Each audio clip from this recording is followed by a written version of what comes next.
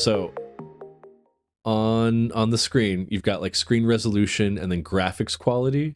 The options are dad, daddy, and daddiest. Amazing. We're gonna play on the daddiest, obviously. Okay, we'll get this loaded up. Have a good day, Mama Baka. Go break some more blocks on Minecraft. Nah, I didn't craft 1,000 items. Oh, that makes sense. You weren't exactly the main crafting person. It's because of multiplayer, I think, yeah.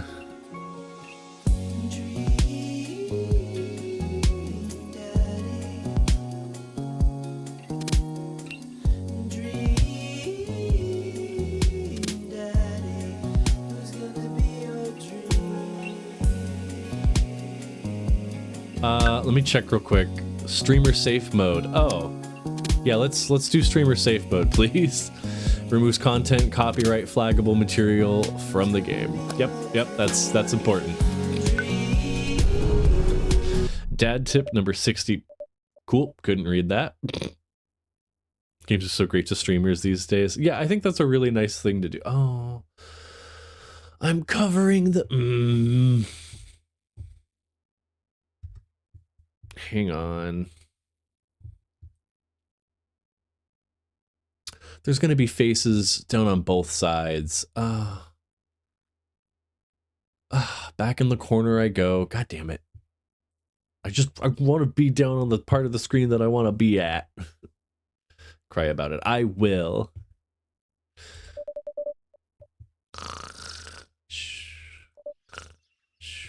Dad.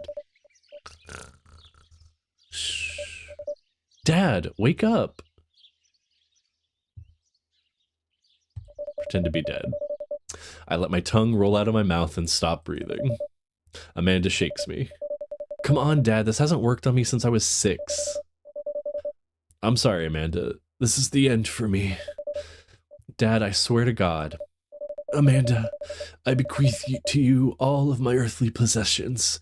Spread my ashes over my recliner. Okay, well, your corpse better get into the moving van because it's leaving soon. You can place your face in the middle so you can be Dream Daddy. Don't worry, I'll always be your Dream Daddy, Jacob.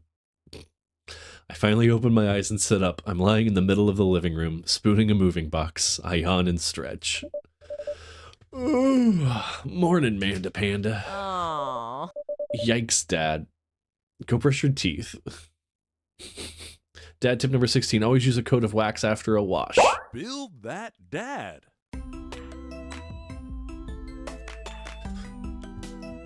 What a starting...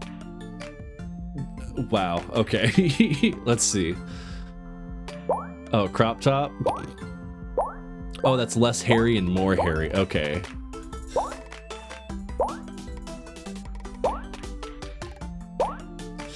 Well...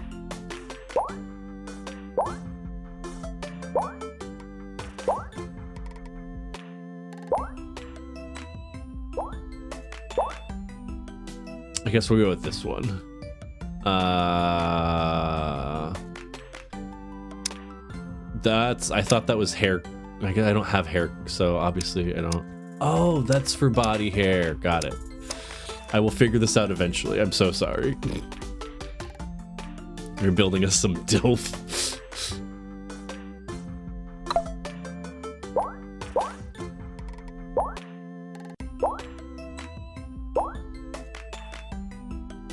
With this chin, all I can think of is All Might. I'm not making All Might.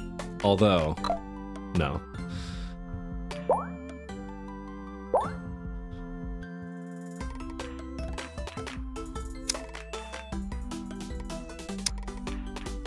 Oh, that looks so awful with the eyebrows.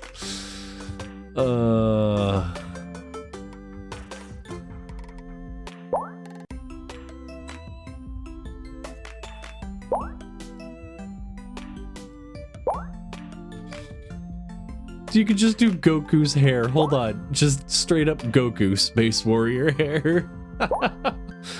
Oh, God. Let's see, I'm a dad, so I need to look like I am just tired beyond my years. There we go.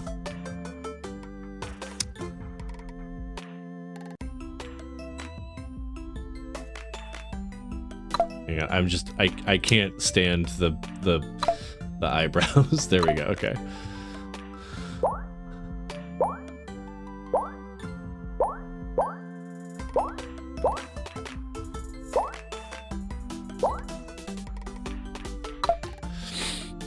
The blonde eyebrows, that's what I thought.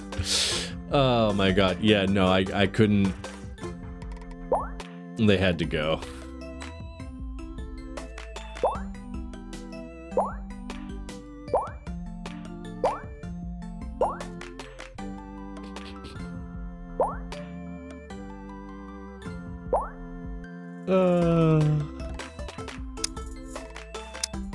Oh, that's for, okay.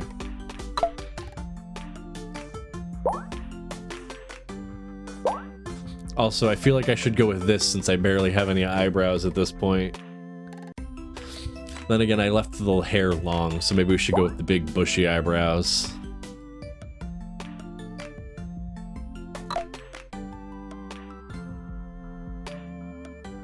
I wish I could grow a beard like this. Oh my god. There we go.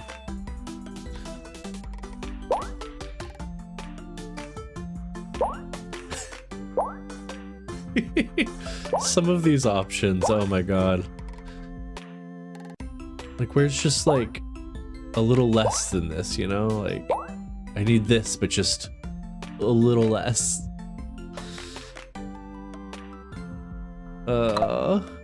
Glasses. Just oh no.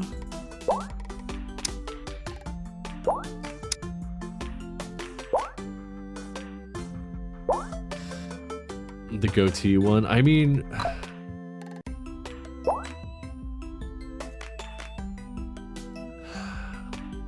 like, kinda, but I just want like 5 o'clock shadow. Where's the 5 o'clock shadow option?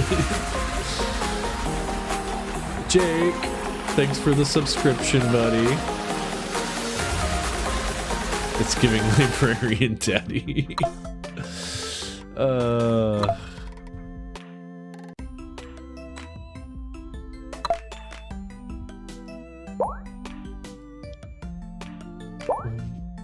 Fergie. Oh man.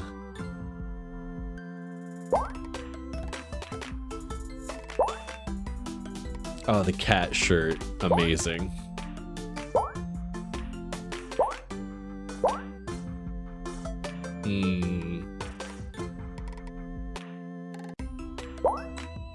Maple Bay. Pretty flower. I think Jacob would want me to have this one. But I feel like I gotta go. I literally, so I have a shirt. I think it's dirty right now. It's a shirt from Vsauce, and it's just like a galaxy print. I'm gonna bear spray you. Please stop. Hi, Jake. I'm cringing too hard, so don't mind me. I literally have like a galaxy print shirt that I wear, and then I kid you not, the piece to pair with it is a Star Wars button-up over the top. So I've got like a Star Wars opened button-up shirt with just like the galaxy sticking out in between. So I feel like a shirt with a bunch of stars on it is literally what I would wear. Egg. Egg tits is also great. It's missing the bacon smile. You know, if it had the bacon smile, I'd be sold. Also, I wish I could dress up this fancy all the time. I absolutely would not. This is far more realistic for me. Name that dad.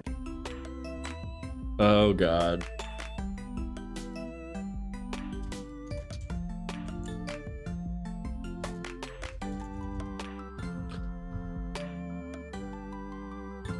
Be that dad. Hang on, Daddy. Dad tip number 6. Don't trust anyone who likes their meat well done. Did you fall asleep packing? I got most of it done, I think.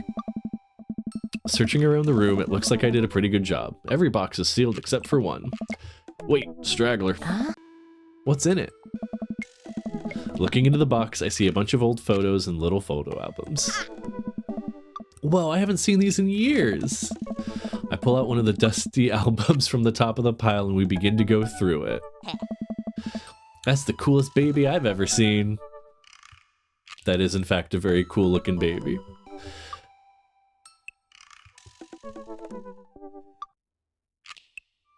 The only way your father and I could get you to stop crying was to put the sunglasses on you. But whenever we tried to take them off, you'd start crying again. You spent the first 2 years of your life with sunglasses on. Nice. Halloween when you were maybe 4? My god, that dragon costume.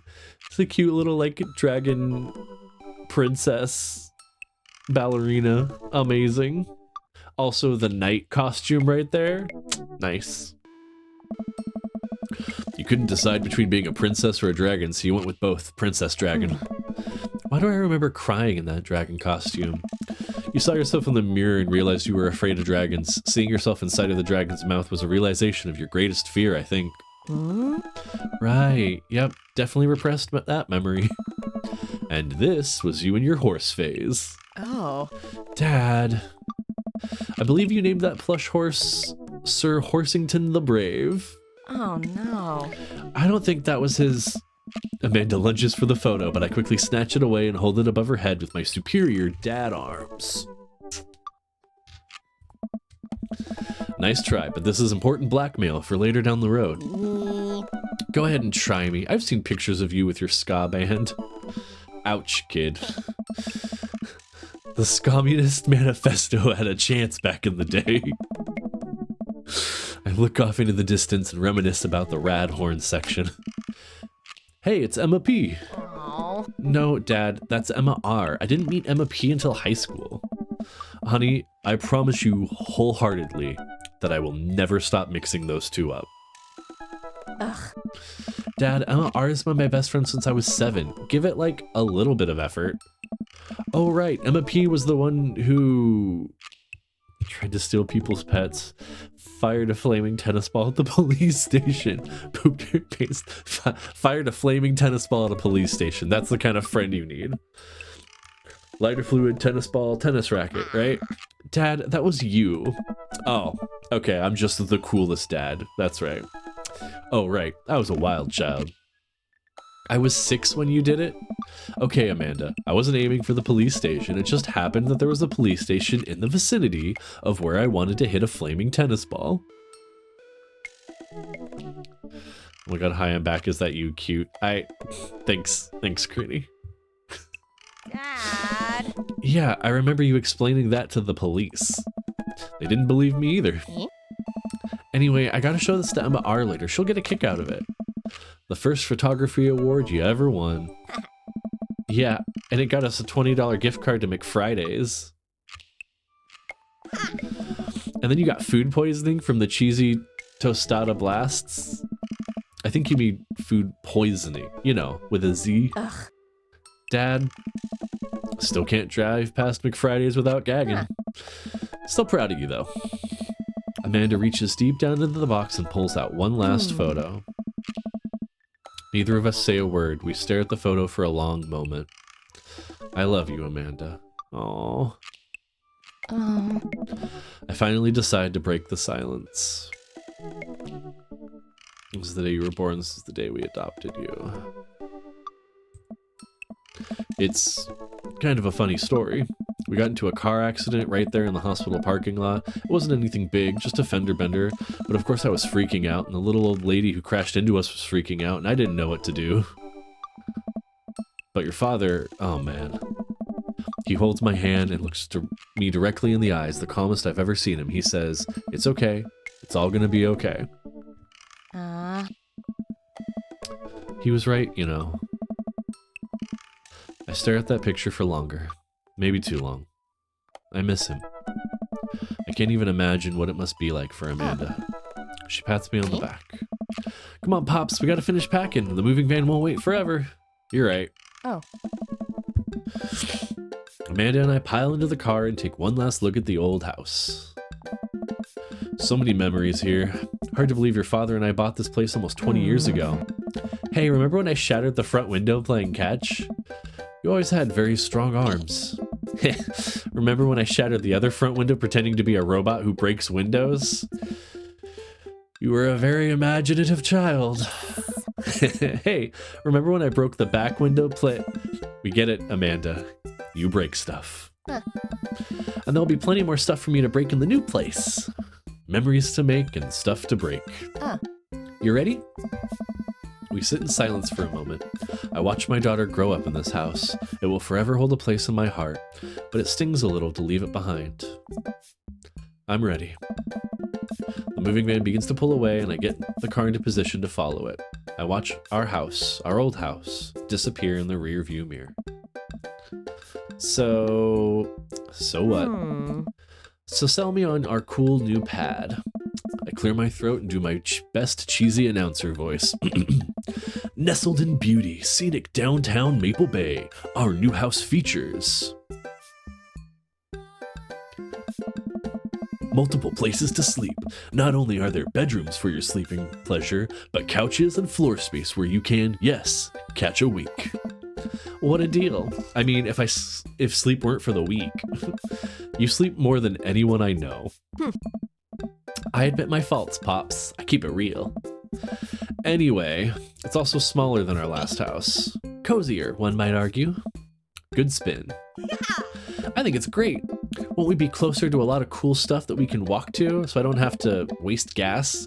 And I mean, trying to park downtown is, you know. Amanda, you know you're going to have to learn how to parallel park at some point, right? Not the only person that needs to learn how to parallel park. Not gonna happen, Pops. I think someone needs to do a 3-point turn on their attitude. I don't know how to do that either. Have you met the neighbors yet? Not yet, but the neighborhood seems pretty quiet. So you won't have to chase away any rowdy teens off your lawn? You are the very teen you mock when you say that, honey. Huh? I'm in my last year of high school. I'm practically dust. Yeah, you're a real don't you dare senior. Dad, I know where this is going. Citizen. I'm just gonna ignore that, but I won't forget it. So, what's item number 1 on the new house agenda? Well, first we need to forge a path through the solid wall of boxes that's blocking the living room. I still have to install the washer and dryer. We need to go grocery shopping. Pops, cool your jets. You have to promise me that we're going to take a break and explore the neighborhood. Okay, you're right. We'll get some work done and then check the area out. What is this parallel park? Something you shouldn't try. We pull up to our new house and step outside. The lawn is freshly mown and the for sale sign is still in the yard. Hi-ya! And with a swift kick from Amanda, the for sale sign is no more. Nice form, Sweet Pea. I got a problem with authority! I'm so proud. Man, all that karate chopping tuckered me out. I could really go for a sandwich. An ice cream sandwich. Sweetie, it's 10 a.m. Did you even see all the dogs in the park nearby? I need some coffee ASAP. We need to unpack first. Ugh. Did you even see all the dogs in the park nearby? You know it. Thanks for moving us to an area where the dog-to-person ratio is very high. I only want what's best for you. I hope you're prepared for the frequency at which I will interrupt conversations to yell, "Dog!" to rock it way up. I mean, you do that a lot already. Hey, it's a dog! Oh. Wait, false alarm. It's just a funny shaped rock. If you want to see real dogs so bad, let's go to that park around the corner. Dad tip 27, don't eat too close to your bedtime. Amanda and I begin to stroll through the neighborhood. I can't believe how beautiful it is outside. Kids are playing in the street, the flowers are in bloom, and the faint smell of a nearby barbecue drifts through the air. I'm expecting Neighbor to be that one from Hello Neighbor. Oh god. This place is nice. Too nice. I don't trust it. Good eye, honey. You can never be too careful. See that baby in that stroller over there? Government operative.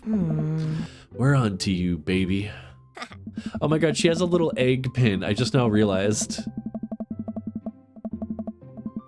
We walk for a while and eventually end up at a small park. Toddlers chase each other through the playground and dogs of all shapes and sizes romp through the grass. It's pretty crowded, but Amanda spots a nice empty bench. We start to make our way over to it when... Also, this park looks fairly dangerous. There's absolutely no guardrails around this section. Like, you should have guards on this side, on that other side. Why is there just a big open gap between the left hand rail and like the start of this? Like, oh. Other than that, it looks pretty cool. There's probably no floor too. Yeah, you're right, you're right. Heads up! Ow! A frisbee suddenly hits me in the face. A frisbee. Some of you may not know this, but I love me some ultimate frisbee. The frisbee is the way to my heart. Oh, it's for a dog. That is immediately less exciting, but still, frisbee. Woof. A corgi! A corgi with a neat plaid handkerchief tied around its neck bounds up to me, wagging its tail. Never mind, we have jumped all the way back past how excited I was about Ultimate Frisbee to even more excited because corgi. Hello. Arf, arf. He runs around in a circle and nudges my leg with his nose. Oh god, this is the cutest dog.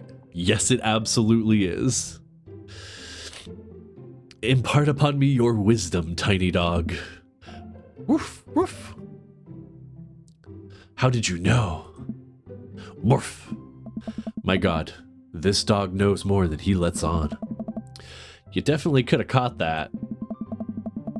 A guy in a Hawaiian shirt jogs over to us and takes the frisbee from me. You know, frisbees are traditionally caught with your hands, not your face. I'll catch it.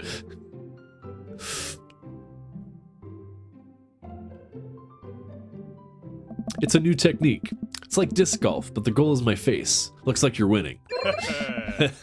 I'm just messing with you. I'm Brian, by the way. I'm Jabaka, and this is my daughter, Amanda. I look over at Amanda, only to find her sitting on the ground rubbing the dog's tummy, as you should. Hi. Your dog's cool. Old Maxwell sure loves the attention. It's great to see another father and daughter out here on such a sunny day. Where's yours? Brian gestures over to a grassy knoll where a young girl sits on a checkered blanket. She's reading a book bigger than her head. She puts it down and heads over to us. This is Daisy. She's reading the brothers Karamazov.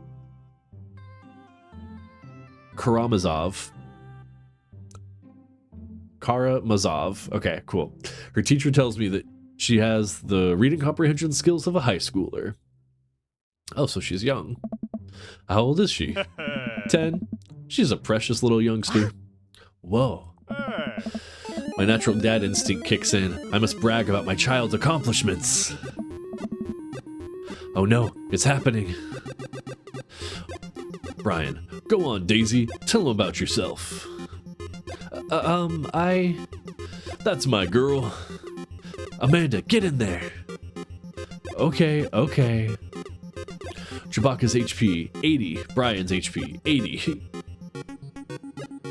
Brag. Amanda here just recently won a local photography award. Wow, congratulations. Brian loses 10 HP.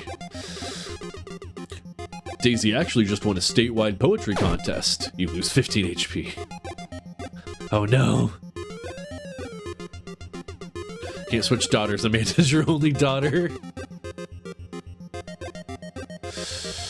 Grade card band-aid spelling bee photo. Child art spelling bee photo. Fumbling through your phone's browser, you managed to pull up a photo of Amanda winning her 10th grade spelling bee. Wow, congratulations, Amanda. Daisy's getting pretty prepped for her annual spelling bee right now. Hopefully this will be her 3rd win in a row. Ugh.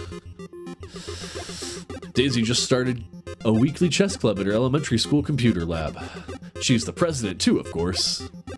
Dang, my high school doesn't even have a chess club or a computer lab. You lose 10 HP. Oh god, guys, this is getting dicey.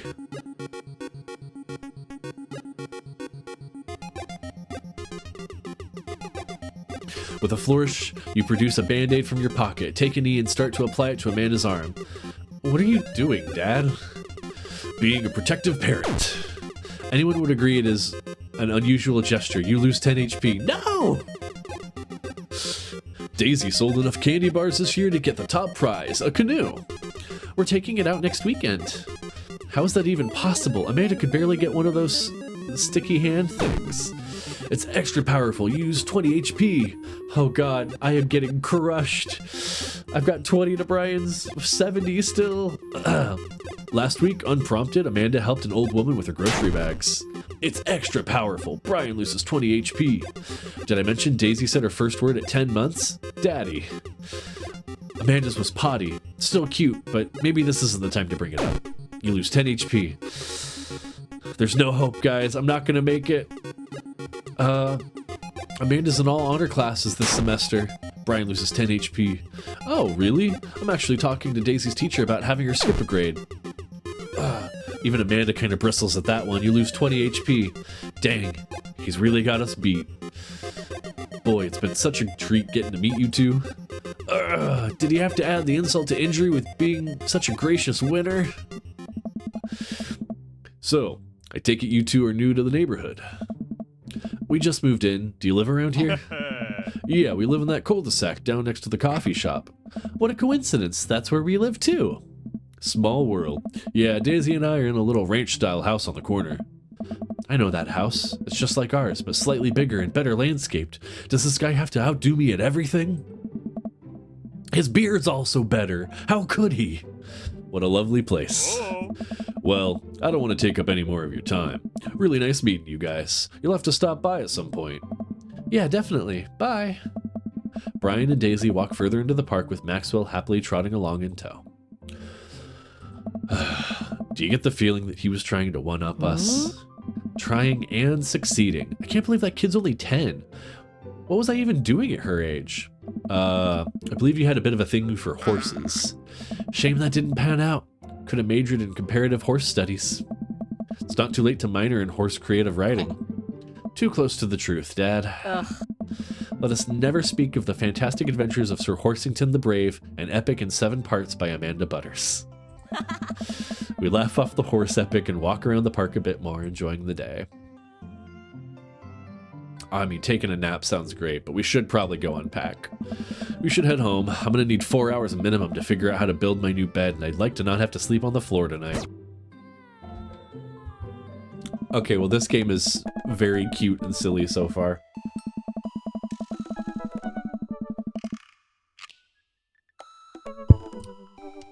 I get to work unpacking the various boxes around the living room.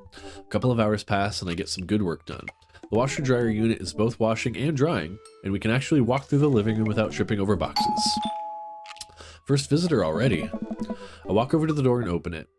Hello. Oh no. A handsome, clean-cut man stands in my door brandishing a plate of cookies. Hello? Oh, where are my manners? My name is Joseph. I'm your next-door neighbor. Oh, yes, hi, I'm Jobaka. That's what my name is. I saw the moving van, and I thought I'd bring over some cookies. My daughter Christy wanted me to let you know she baked them herself. Joseph leans in and whispers, Sir, don't moan in my ear like that. Jesus. But between you and me, she just sprinkled in the chocolate chips. We both share a laugh. Kids, right? Wow, cookies, huh? So nice to meet you. Joseph hands her the plate of cookies with a smile. Well, thanks for the cookies. Lawrence of Arabia. Are they like... Wait, that's Aaron's voice. Oh my god, that's Aaron. Aaron voices this character. That's amazing. I love this so much. Amanda disappears with the cookies. Amanda, come back. And she's gone. That's my daughter. Her name's Amanda. She's a charmer. Oh. Daughters are tough. Sons are also tough. Children in general are just tough. I hear that. I mean, there'd have to be something wrong with you to try to raise more than 2. I have 4 kids. What have you done? Oh, I meant... Oh. Don't worry, you didn't mean to be rude. Oh no, this is the first neighbor I've met. It's not. We met the other guy, but alright. And the social life is already in a tailspin. I wonder if it's too late to move again. I mean, it's like Simlish in the background. Here, I'll stop talking. When I click, you should hear them, like, kind of talk. Oh, not that time. Hold on. Yeah, okay. Yeah. So it's like, they make, like, little, like, grunts or, like, sounds or kind of, like, chuckle, where it sounds like they're saying words, but they're not actually saying anything. But no, one of those, he literally just moaned in my ear. Is the missus around? Mr., actually. And, no, not anymore. He died. Yeah. Oh. Yeah. Oh. I'm so sorry for your loss. No, it's alright. Wow, this is uncomfortable. We stand there quietly for a moment, acutely aware of how awkward we both made things. I'm sorry, can you close the door real quick? I look at Joseph quizzically, but comply. After a second, I hear a knock at the door. Opening it, I see Joseph standing there with a huge smile. Oh. Hey, I'm your new neighbor, Joseph. I promise not to talk about your dead spouse this time. I'm throwing a barbecue for the cul-de-sac, and I'd love for you to come by and meet the rest of the neighbors in our community. What do you say, pal? Oh. Sounds great. My daughter Amanda and I would love to stop by. Also, 4 kids is a perfectly normal amount of children to have. We shake hands to seal the deal. Well, neighbor, I'll see you at 3 p.m. sharp on Saturday. Sure thing, neighbor. Joseph starts walking away, but stops to think for a second and turns around.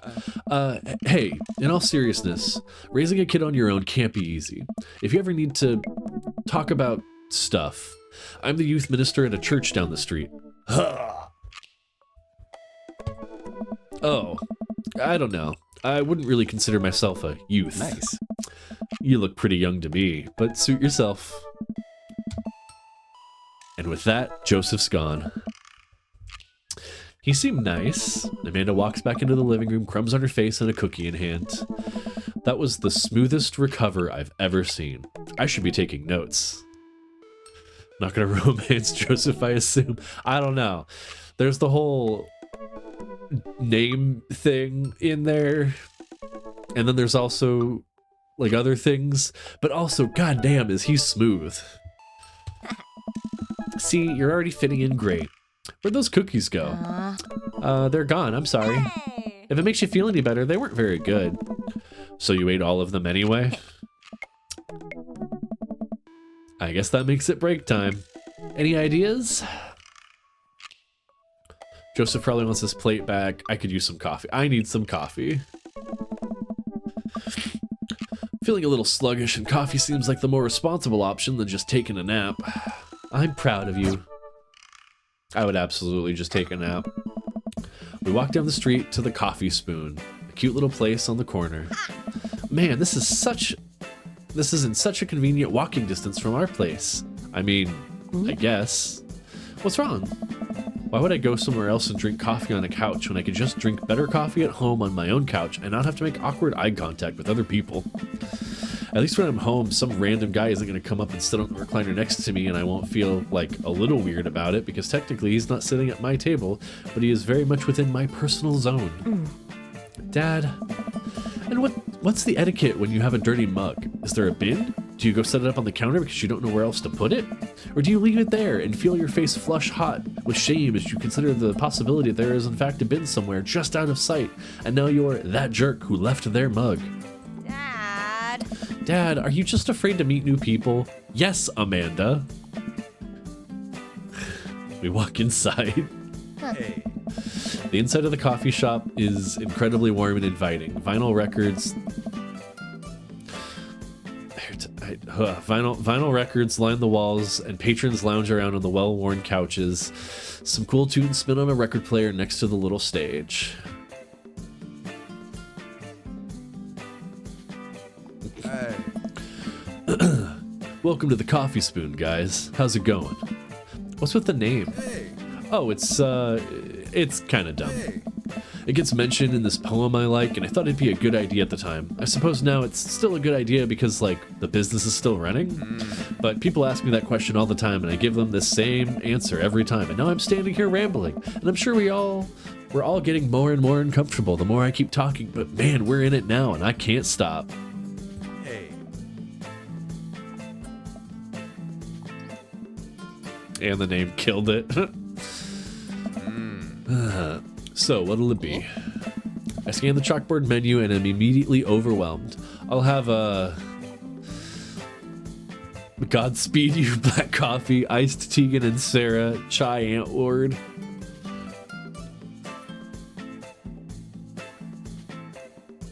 Godspeed You Black Coffee, a classic. Oh, I guess he liked that answer. I don't get it. Oh, it's a pun. Godspeed You, Black Emperor is a really amazing, influential progressive rock band known for their sweeping soundscapes, and I'm doing the thing again. Oh god, he's autistic. I love like your avatar has his own face expression nonstop, just yeah.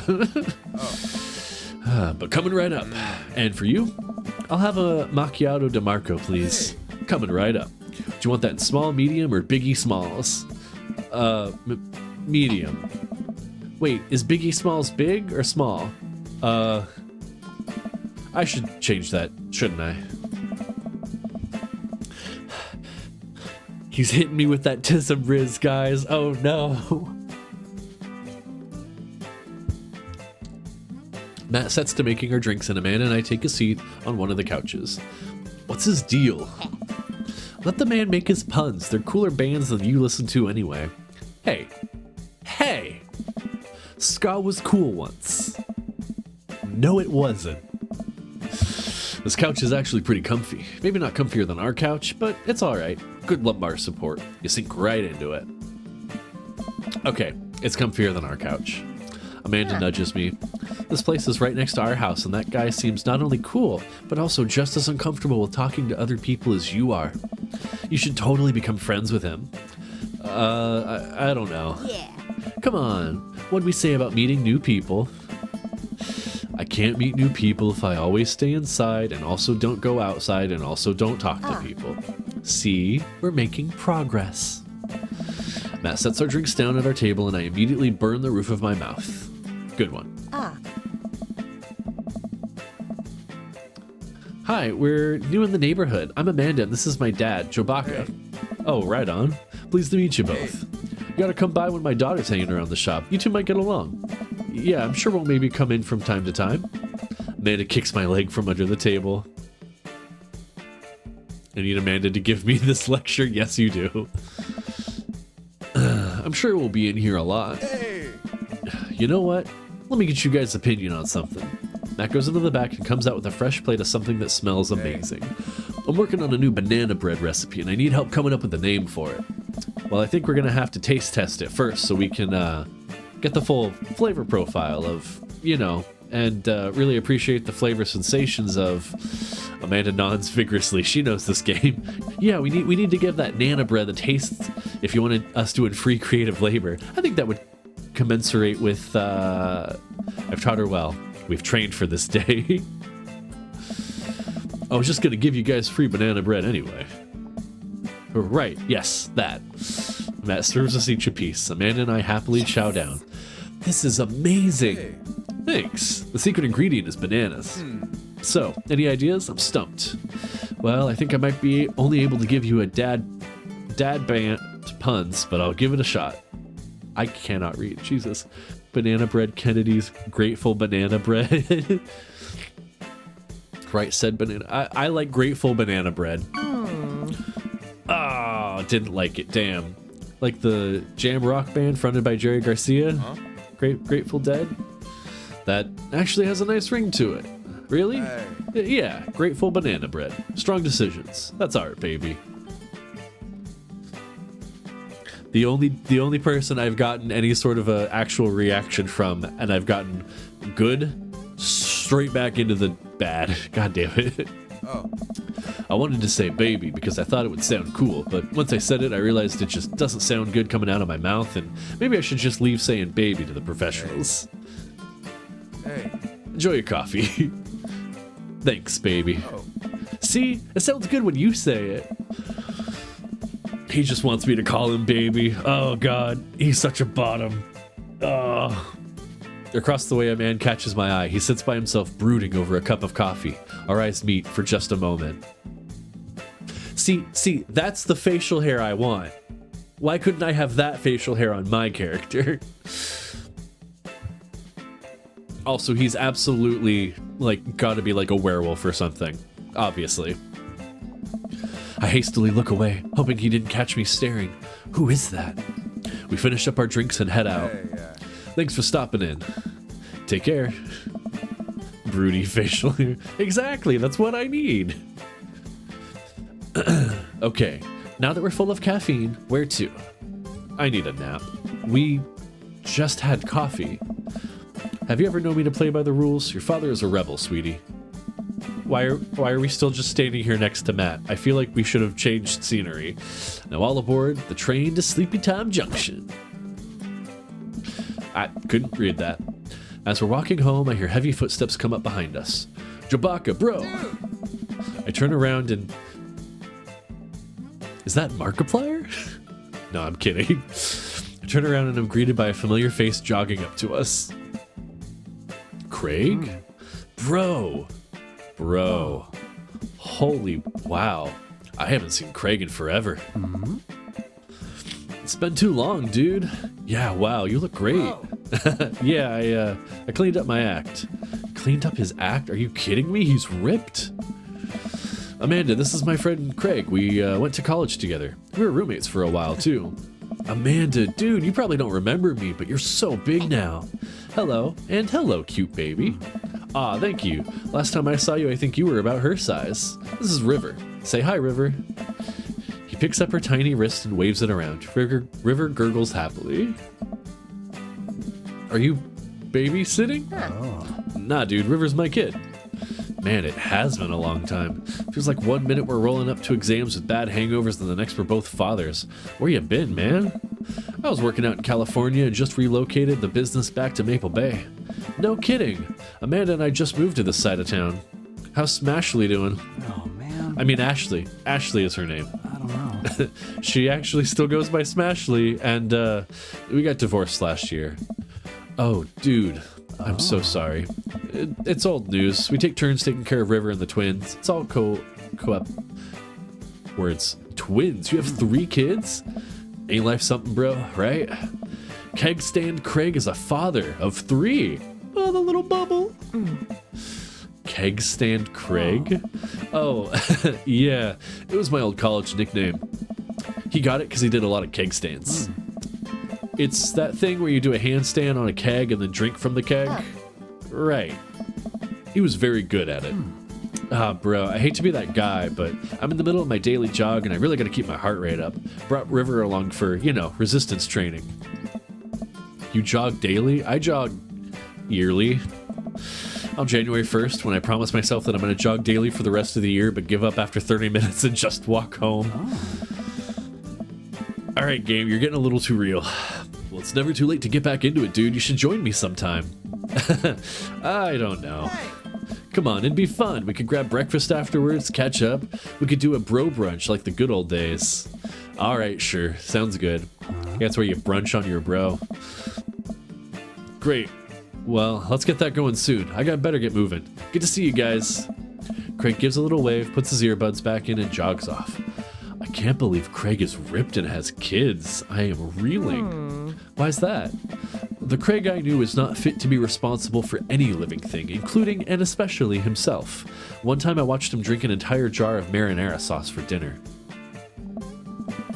Amanda, he opened up a new jar of marinara sauce and then he drank it like it was a thing that normal people do. It was unholy. And then I asked him, what the hell are you doing? And he said, and I quote, "It's basically a smoothie, bro." I mean, technically, he's not wrong. He jogs. He was jogging. He's like a totally different person. Anyway, we better get home. I'll have plenty of time to reflect on how old I feel later. Yeah. Amanda and I flop down onto the couch. Amanda has to shove some empty boxes out of the way before she can sit. Too bad we're going to be putting my stuff right back in these boxes in a few months. No, don't say that. Oh, Dad, it's going to be okay. I'll be fine. I know. It's just, you're my little girl. It's going to be weird not having you around. I don't want to think about baby Baka moving out.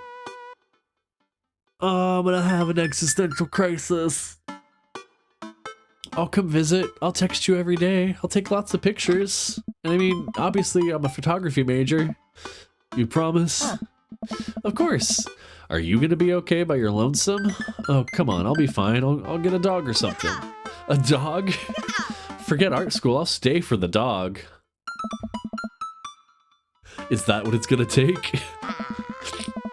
Medium-sized dog, handkerchief around the neck. I get to name it. That's what it'll cost you for me to give up on my dreams. I'm a woman of simple wants and needs. Well, a dog is a lot cheaper than college. Amanda laughs. Suddenly, a pile of envelopes slides through the mail slot. Speaking of college, Amanda darts over to the envelopes and shuffles through them. She pulls one out and throws the rest back on the floor. This is from McGowan College of Art and Design. Open it.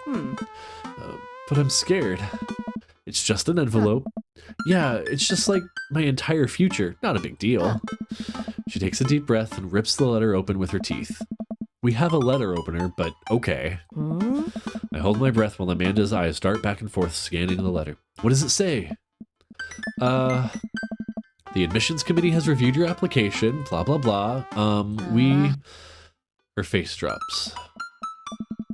Regret to inform you that we are unable to offer you admission into McGowan College of Art and Design. Amanda throws the letter on the coffee table. Oh, sweetie. It's okay. I kind of saw it coming. I knew I shouldn't have put that experimental stuff in my portfolio. The admissions officer told me they just want to see portraits or whatever. I pull Amanda in for a big hug. You're an amazing photographer. I know how much work you put into your portfolio. Some other school is going to want to snatch you up for sure. Yeah, I know. It's fine. Are you actually fine, or are you just saying that? I'm fine. Really. Her face says the opposite, but I probably shouldn't push her on this. Oh, and before I forget, Emma R and Emma P are sleeping over tonight. So you need me out of the way because I'm painfully uncool? I would choose a more delicate phrasing, but yes. Well, I'll have you know that I conveniently already have plans for tonight, so you'll have the new place to yourself. Yeah, what are your plans? Quick, think of plans! I'm going clubbing. Gonna put on a nice outfit and go tear it up on the dance floor. All the hottest dance moves. The lawnmower, the sprinkler, the running man. You know, all the ones the kids these days are doing. Alright, but I'm not gonna come pick you up if you pull anything this time. Not again. I'm just kidding. I'm actually going to go out and watch the game. Nice. Which game? You know, the game. The one that's on tonight. The game on TV. At somewhere other than here. Okay, cool. While you're doing that, I'm gonna do drugs and commit some light arson with the Emmas. I'm concerned you're hanging out with the wrong crowd. Amanda shrugs. I would have expected you guys to be up to white-collar crime by this point. Maybe money laundering at the least. I'm a street rat, Pops. You're kidding about doing drugs and crime, right? Yes, Dad. I'm just making sure. Yeah. I give her a pat on the head. Have fun with your sports. Are you being sarcastic? No, making fun of sports is played out. Alright then.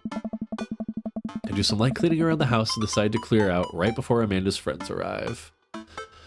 And the ads are gonna hit any second, so we will wait right here.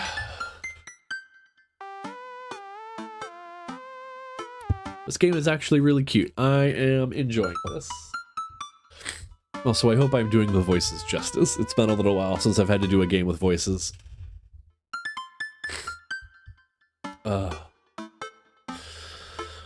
Let's see. Oh, shit. MJ already left for work. Damn it. Give me 1 second. I'm gonna send out some messages about the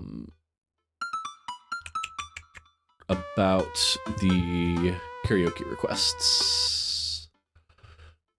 Claire.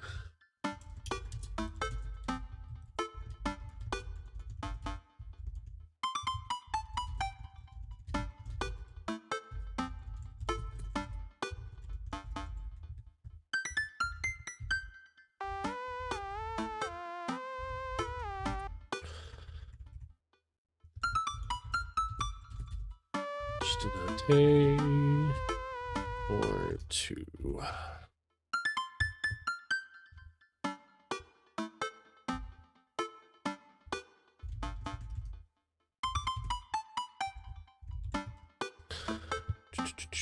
Copy, because I'm going to be lazy. Send that to Claire. Let me look through Pi.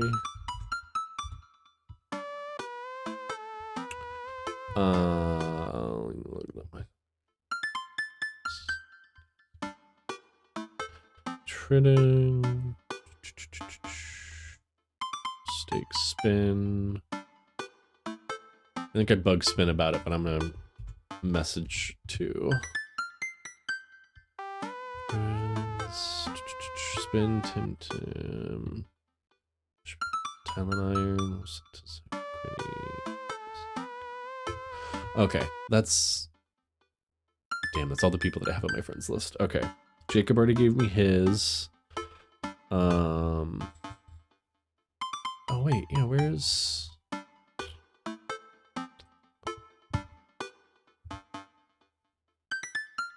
Hang on. Sam. There you are.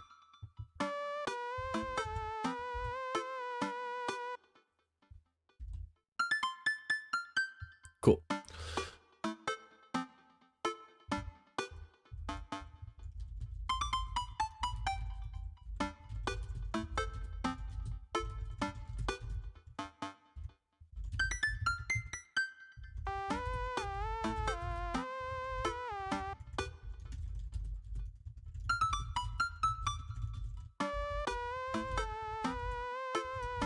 Cool. Okay, those are done. This is great, actually. It's like you're reading to me. You know, that is a thing we talked about me doing, was that I was just gonna, like, read books to you.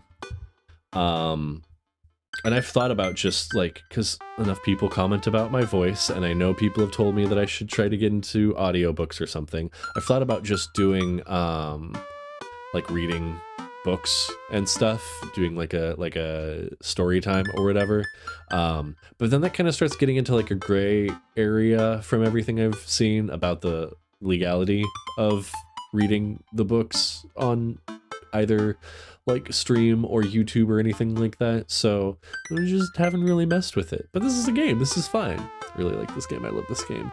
Parm, I don't know if you saw, but Envy is doing one. I did an art. Yes, Maroon did an art. Oh wait, Maroon, do you mean you did an art just now? Gasp. Maroon's been doing lots of art the last few days. I've got like a little animation thing that I'm still kind of tweaking it so that way I can use it. I'm like putting a bunch of different pieces together. But once that's done, I will share that into the Discord so everyone can see it too. But yeah, it's been super fun. All right, we are back from the ads. Just like cleaning around the house, decide to clear out right before Amanda's friends arrive. Before I leave, Amanda stops me. Hey, don't forget that you have that meeting with my English teacher tomorrow. Oh, right, Mr. Vega. Yep, totally remembered. I'll be there. Dad tip 21, eat a lot of broccoli. That's a weird tip, but okay. Wow, I guess I really didn't think this plan through. I'm not entirely sure where the closest bar is, and Amanda still hasn't shown me how to use the GPS on my phone, so I'm just gonna pick a direction and walk in it. Let's go this way. Cool, okay, we're marching. We're marching in the direction of the game. Any game, really. In the distance, could it be Jim and Kim's? A big burned out neon sign hangs above tiny dive bar. Jim and Kim's, huh? All right, it'll do. So many daddies. Yes, all of the daddies. The bar is small and dimly lit. The crack of pool ball sounds in the back as patrons laugh and joke. A string of multicolored Christmas lights hover above the bartender. I can't tell if he's Jim or Kim. I pull up a seat at the bar. What'll it be? 1 beer, please. Ugh, no, not a beer. Sure thing, boss. The bartender slams me an ice-cold beer. I take a sip and enjoy the refreshing taste. Say, are you Jim or Kim? I'm Neil. Oh. I awkwardly turn my attention to the game, which is playing on one of the TVs on the wall. As luck would have it, my team of preference is not only playing, but is currently in the lead, which is always a good thing. The brightly colored mascot, which is some kind of animal, does cartwheels. I silently cheer my favorite team, hoping that I don't get into any confrontational arguments with a fan of the opposing team. Gotta have a beer with the game while watching the mascot. Yeah, you're right. You're right. I mean, I'd rather have like a Mike's or a cider. Beer makes me nauseous, but several people in this bar are wearing the distinctive colors of the team I dislike, although I believe from their demeanor that, like me, the passion for their team is all in good fun. Hey. A middle-aged woman holding a nearly empty wine glass sidles up to the bar and sits uncomfortably close to me. Okay, you look like a vampire. Hey, sailor. Oh, hello. Good to see fresh meat in here. I'm Mary. Come here often? Absolutely a vampire. Oh, no, I actually just moved to this part of town today. I'm Jobaka, by the way. Are you watching the game? Yeah, my preferred team is in the lead. If they keep this up, they'll win the game with ease. Hey. Oh, I love that team. And I also love that game. I love someone who knows their way around balls.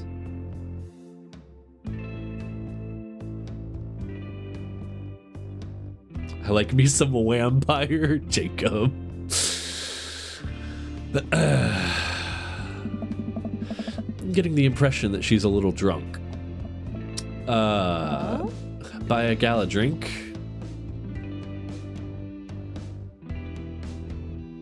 He definitely knows his way around balls. God, a maroon? Shut up.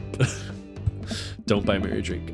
Maybe some other time? Come on. Suit yourself, sailor. I baked you a pie. Oh boy, what Pie. flavor? Pie flavor. Oh, I sent the DMs while I was on ad break, so it's okay. Bye. I was just gonna read your response after my next ad break or something. Does a karaoke song have to be something you know, or can I torture you with some insane vocals? I mean, I will tell you that I will give it an honest effort, but it's up to you if you want to give me something you think I could actually sing, or if you want to give me something that you think will be hilarious to hear me butcher. It does not have to be a song that I already know. It's like I'm gonna make a playlist on Spotify of like the different songs people are giving me, and I'm gonna like practice singing through all of them for a few days at work after I finally get everyone's responses. But yeah, I've already had one person say that he didn't care about his vote or his request. He was like, whatever, like let someone else decide. So I'm gonna try and like, once I get everyone else's requests, I'm gonna piece together a few extra songs that I think I would like to sing, and I'll put it up in a poll on the Discord for people to vote on, and we'll see which one they pick. That way I at least have a song that I know I will like to sing. Although I will say, Jacob's suggestion already will be pretty funny. I think it'll be fun. I don't think I'll sing it well, but it'll be fun. And Mama Baka's suggestion I love, and I think that I will actually do decent with. Sort of. As decent as I can. We'll see. Mary saunters off, setting her sights on the newest bar patron to enter. I happily watch the game over another beer. The game has gotten close in terms of points. A little too close than what I am comfortable with. After a particularly skilled player scores a number of points for the other team, putting them in the lead, I hear an affirmative grunt from another man at the bar. Go team. It's the brooding man from the Coffee Spoon. He sits alone, sipping whiskey and watching the game as well. Little hand tattoo. Sunglasses, nice leather jacket. Some graying in his hair a little bit there. Ooh. And whiskey. Ooh. Do you mind female vocals? Absolutely not. I sing a lot of songs that are mostly female vocals. Oh, it's perfect. Your face is his face. Oh, that's what you meant by he's covered. Oh. Here, let me just for a second, just take that in.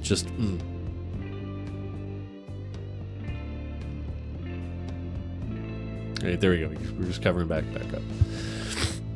Enjoying the game? I am now that we're winning. Oh, we must be rooting for different teams. In my opinion, my team is far superior. I have to disagree with that. Based upon our win-loss record, I'd say that my team is superior. It's a bad boy. Someone screenshot her clip. I tried and it crashed. Oh no, Parm. Yeah, you can always just use the clip command. It makes a 30-second clip from around the time that the message goes through.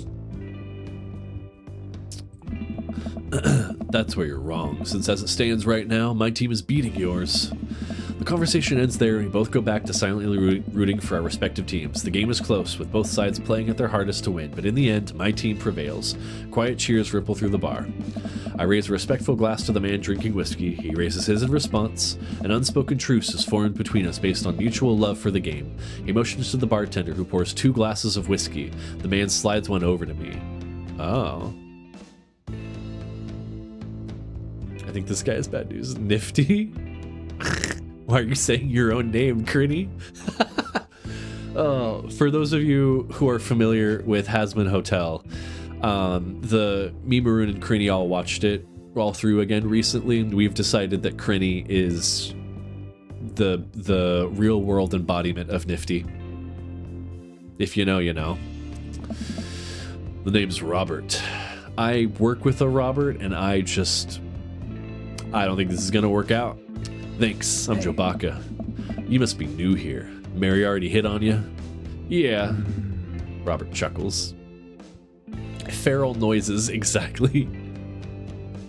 By the way, I love your staircase in Minecraft, Crinny. Oh.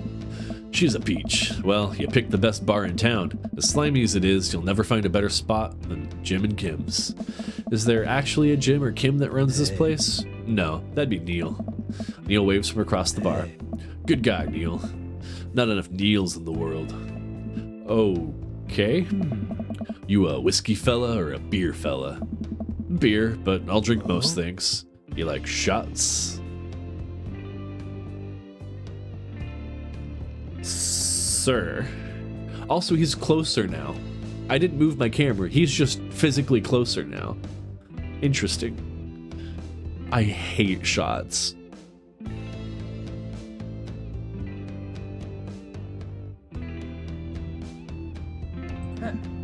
Thank you. Robert nods to Neil, who serves out 2 shots of whiskey. He hands one to me. He just got 2. Negan is trying to get you drunk.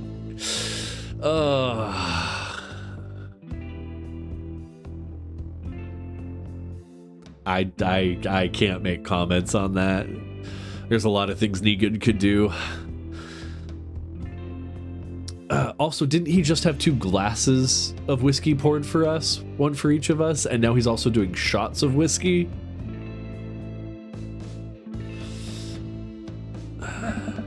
Here's to your health. We take the shots, the whiskey burns going down, but I try my hardest to look tough. Wait, I think this is what making friends is. Okay, Jobaka, this guy's out of my friend league, but I think if I play my cards right, we'll be pals in no time. I do like whiskey, but I don't do shots. I just drink a whole glass of whiskey, specifically peanut butter whiskey. Compliment his cool leather jacket. Ask him where Lucille is. Compliment his rugged good looks. Compliment his hand tattoo. Compliment on his cool leather jacket. I like your jacket. Thanks. Been in my family a long time. Passed down from firstborn to firstborn. Cursed, some would say. Man, this guy is mysterious and cool. That was Dan. I heard Dan make a sound there. Way cooler than I am, at least. Robert signals to the bartender for another round. Sorry, I spent years watching Game Grumps and listening to like Starbomb and Just X Party and stuff. So Dan and Aaron's voices just stand way out to me. So yeah, sorry. I'll try not to bring it up too much. Robert signals the bartender for another round. What are you doing here tonight? My daughter kicked me out of the house, running from my problems, trying to make friends. My daughter kicked me out of the house, not like forever. She was having a sleepover with her friends. Family type, huh? Single dad. He gets up. Be right back. Gotta powder my nose. Never seen Robert this talkative. He must like you. I guess so. I gotta admit that Robert has a gruff charm to him. If a guy like that thinks I'm cool, then I really must be. I had tab muted for a bit as I listened and cried to the song I sent you. Oh no. Oh no. Pi, what did you send me? Feel free to drop it down an octave or two. I really want to stay at your house. Too crazy than I think you might do fine. Am I gonna cry while trying to sing this song? 'Cause, like, that's a thing I struggle with. It's a really special song to you. Okay. It has sentimental value, not just a very emotional song. Got it. Robert is doing some Coca-Cola in the bathroom? Probably. Robert comes back from the bathroom and grabs his leather jacket, but he wore it to the bathroom. I'm gonna go home. You heading my way? Excuse me, sir. Robert and I leave the bar and find ourselves walking in the same direction. I live in this cul-de-sac down the way. Does everybody live there? Apparently. Me too. We just finished unpacking today. Great place to be. Good neighbors. Well, some of them. Who's that? We get to Robert's house, which is just a few houses away from mine. We stop and he turns to me. I don't kiss and tell, Jobaka. So are we doing this or what?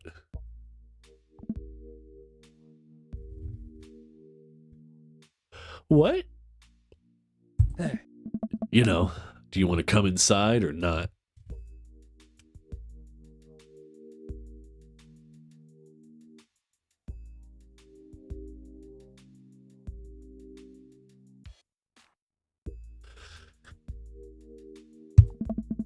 A wave of realization rushes over me. I blush.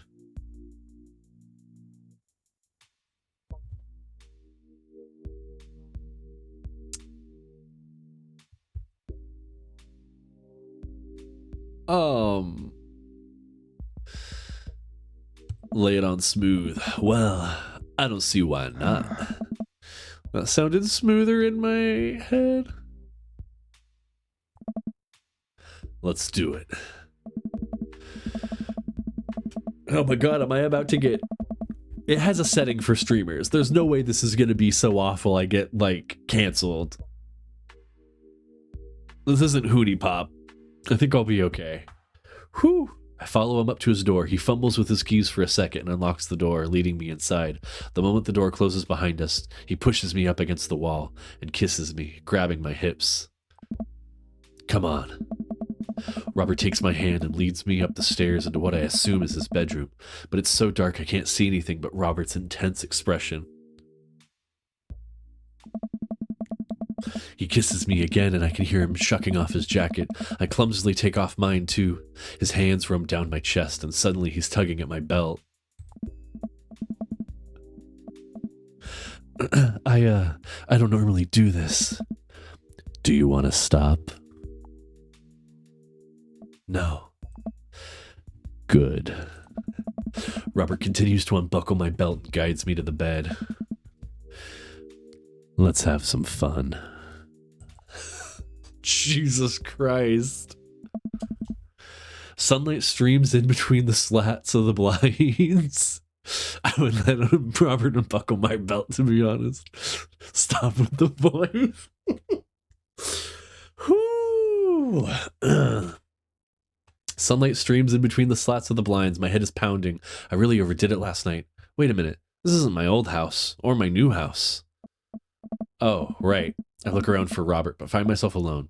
Hello? There's a clatter from the bathroom and the door opens. Robert is fully dressed and grabs his keys. That was fun. Yeah, it was. You should go. That's certainly not what I was expecting. Well, talk to you later. Robert cracks a smile. Sure. Your clothes are over there. I hastily get dressed and show myself out. The sun is unbearably bright. I need to lie down. I start to make my way back home when I suddenly remember, Amanda! Slept with Robert on the first night. Bad dad. Why am I a bad dad? My senior daughter is old enough to be left home alone. Hi, Z. I rush back home and throw the door open. Something smells delicious. Batty daddy, oh my god. Amanda? Did you see my long Twitch message? I did. I just didn't read it out loud. Sorry. Yet I have not played or watched anything to do with Cyberpunk, so it will definitely not hit me that way. But maybe after the karaoke, I will look into the show so I can be hurt by that song more. Bad daddy, don't be a slut. Don't tell me what to do. I'll slut around as much as I want. Amanda runs out of the kitchen and looks slightly disappointed. Aw, man. I was kind of hoping you'd gotten kidnapped and I was going to have to come rescue you. No, I made a friend at the bar last night and ended up sleeping over at his place. Where are the Emmas?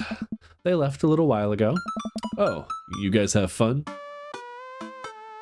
Be prepared to cry a lot, then feel empty for several days afterwards. Oh no. Yeah, we watched some movies, ate snacks, stole a car, you know, the usual sleepover stuff. You teens and your larceny. So, this breakfast that's cooking, what's that all about? Well, there's hash browns and eggs and bacon. Can I... Dad. Yes, you can have some breakfast. Bless you, sweet child. God damn it. My head throbs. Ugh, I gotta do something about this hangover. Bet that wasn't the only thing that was throbbing. Amanda, your loving father might have overdone it last night. Yeah. Yeah, I said that like an hour ago, or 45 minutes ago, Maroon. Oh, somebody's hungover. Father of the year. You wouldn't happen to have any aspirin or, I've got just the thing. Hang on. Amanda runs to the fridge and pulls out a jar of pickles. Amanda, what? Drink this. The pickle juice? Yep, that's what I used once. I would assume someone would use. I would also assume that it works pretty well. It does. The salt in it is very good at being an electrolyte, and it helps you recover from how dehydrated you are, because that's most of what a hangover is being incredibly hungover after a high concentration of sugar. Although I've never tried it before and won't try it, obviously. Amanda Ann. Give her a stern yet resigned side eye. Who raised you? You did? Right. Do as I say, not as I do. You got it. This better work. I down a sip of the tart juice. No, more than that. Way more than that. I mean, I assume. Huh. Watch it, you. I drink more pickle juice and help myself to the delicious breakfast that Amanda has graciously allowed me to partake in. After inhaling some hash browns and dunking several pieces of bacon in runny egg yolk. Ew, runny eggs. Ugh. I'm starting to feel a little better. Amanda grabs her backpack and keys. Well, I gotta get to class. Don't forget the meeting with Mr. Vega, okay? He said it was important. Love ya. I'll be there. Knock 'em dead, kiddo. Always do. We do our secret handshake and she's off. I get a little work done at home before I glance at my watch and see it's almost time for the meeting. I hop in the shower, change clothes, and head on my way, still a little hungover.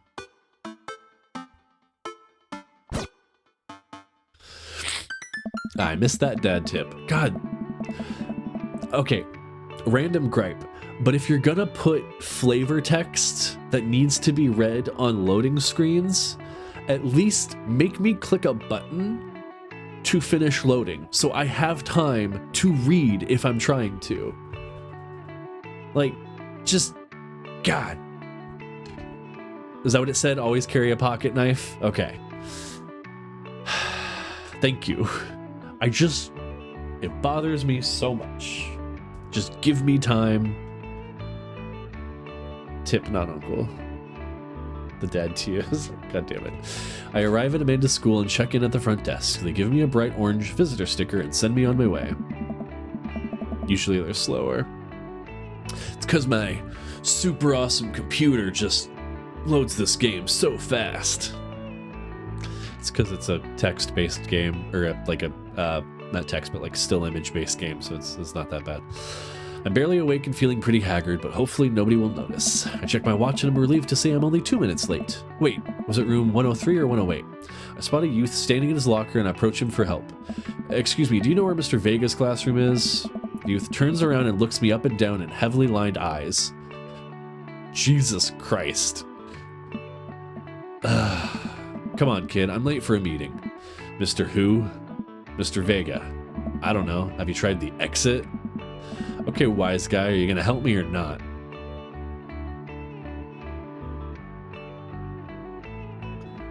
The daddy's settings. No, it's because you fucked up and slept with Robert on the first night. How could you? Fine. Up those stairs and to the left. Can't miss him. I head up the stairs and walk around, unable to find Mr. Vega's classroom anywhere. After a couple of minutes of searching, I head back downstairs. That punk youth set me on a wild goose chase. I get back to where that low-rent Gerard Way is standing, fully ready to give him a piece of my mind when suddenly a head pops out of the classroom next to his locker. Oh. Hello, Hugo. Lucian, don't you have a third period to get to? Fine, Mr. Vega. Wow. Now I am officially 10 minutes late. I glare at him as he walks away. We're not cool. You must be Jobaka. This period's almost over. Would you mind waiting in the back? Mr. Vega leads me in and I take a seat in one of the comically small students' desks in the back. I might get stuck in this. Alright, where were we? Now, who can tell me about the unreliability of the narrator in J.D. Salinger's Catcher in the Rye? Yes, Colin? Colin stands up and does the thing where he blows into the crook of his elbow and makes a fart noise. The whole class erupts in laughter. Alright, everyone. Very funny, Colin. Please sit down. Now, Holden Caulfield is an unreliable narrator in the sense that the bell for the end of the period rings. All the students immediately get up and make a break for the door. Remember to do the reading and answer the response questions on page 194 in your textbook. Nobody's listening. Or not, I guess. Mr. Vega turns to me and sighs. Middle schoolers, right? Don't you teach high schoolers? Both. You know, budget cuts. Right. Thanks so much for coming in. No problem, Mr. Vega. Please, call me Hugo. I don't normally do these impromptu parent-teacher meetings, but as I'm sure you know, Amanda's a very bright student, and I'm concerned about her recent behavior. Hot teacher daddy, he has tuberculosis. What? What's going on? Amanda has never been the most engaged student. Wait, are you... He has tuberculosis. Is that you filling in why the narrator is an unreliable narrator? Or are you saying that he Yeah, okay. God damn it. Amanda has never been the most engaged student, but I know she cares. Recently, though, she's been falling behind. She's not completing assignments and has been doing rather poorly on tests. I'd normally chalk this up to senioritis, but this is strange. I thought Amanda always shared everything with me. It hasn't even crossed my mind that something might be wrong. I just wanted to ask, is everything okay at home? We just moved recently, but it was only to the other side of town, and Amanda was more excited about it than I was. See if you can talk to her about it. I know she values you a great deal and would appreciate your guidance. She keeps heading down this road. I know how important art school is to her, and I would hate to see her miss out on scholarship money that she clearly deserves. I'll make sure to talk to Amanda. Thanks for letting me know. Hugo. Anytime. On my way out, I stopped, thinking for a moment. I turned to Hugo. Hey, Hugo? Oh. Yes? They ever catch that rye? Oh. Yes. He loves dad jokes! I leave the classroom and make my way out of the school. I'm still a little bit in shock that Amanda was able to hide this so well from me. She's always been such a force for positivity in my life, especially after we lost her father. Take care for your daughter, or Mr. Teacher will punish you. Bad dad joke? Oh, would you like a different dad joke? Here, let me just read from my dad joke book.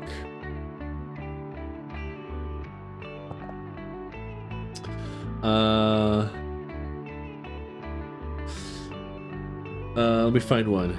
Give a man a fish, he'll eat for a day. Teach a man to fish, and he'll spend hundreds of dollars on equipment he'll only use twice a year. Damn. That was not so much a dad joke, that's just painfully accurate. What kind of shoes do spies wear? Sneakers.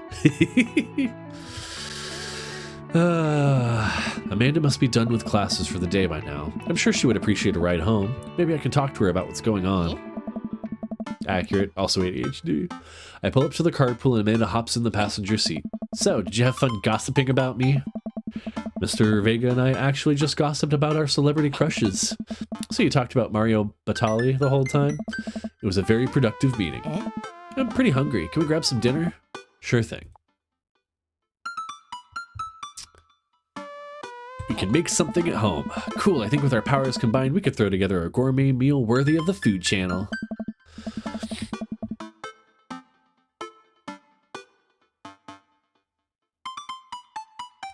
Do you know the difference between light and hard is? I can sleep with a light on.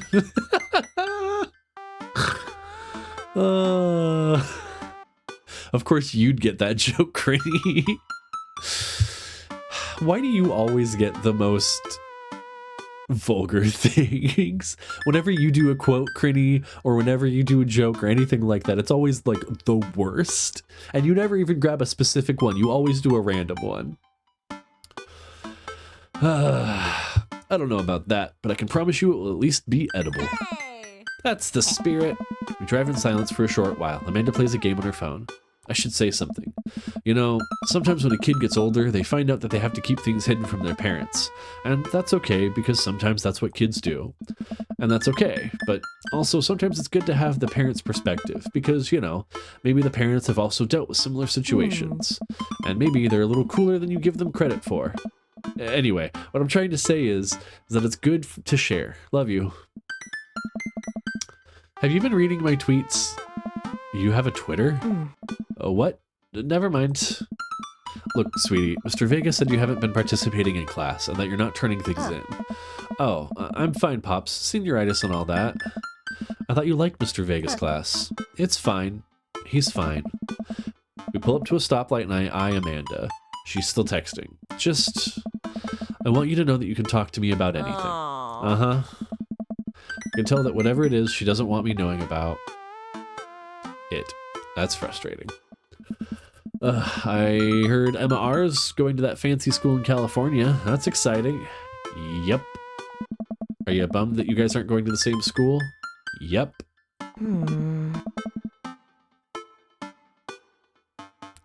Amanda keeps texting. She stifles a laugh. What's so funny? It's a... I don't think you'd get it. Okay. Who you texting? Noah. Who's Noah? My friend. Does he go to your school? Yep. Do you like Noah? Ah. What? No. Dad. Ugh. I can't believe you would... Oh. Dad. I mean, jeez. Why would you... Ugh. Gross. Sorry, just asking. Dad, he's just my friend. Guys and girls can be friends. He's my friend. Huh? Okay. Jeez. This is going well. Well, good talk. Love you, kiddo. She leans forward and turns on the radio. I guess the conversation is over. Whew. Amanda and I get back home and start cooking some dinner. I found this artisanal mac and cheese recipe online that I've been dying to try. Which also, I make a killer baked mac and cheese. If you ever get the chance to be in a situation where I can make food for you, I make a killer baked mac and cheese. That's all. I got to do some dad bragging. I don't know. Artisanal. There's 2 ingredients in mac and cheese: mac and then cheese. Dad, please try and enjoy the finer things in life. I think you of all people should be able to appreciate what one can do with cheese. Plus, it has bacon in it. Aren't we as a society collectively over bacon? Bacon never stopped being good. It just has a PR problem. It has a PR problem. Yeah, you do. It's true. He's just a friend. Yeah, we fuck, but that doesn't mean we are dating. Yeah, like me and Robert. We get to work on the recipe, Amanda measuring things out and handing them to me to dump in the bowl, so I can feel useful. Amanda puts me on bacon duty, so I chop a bunch and toss it in a pan to get it sizzling.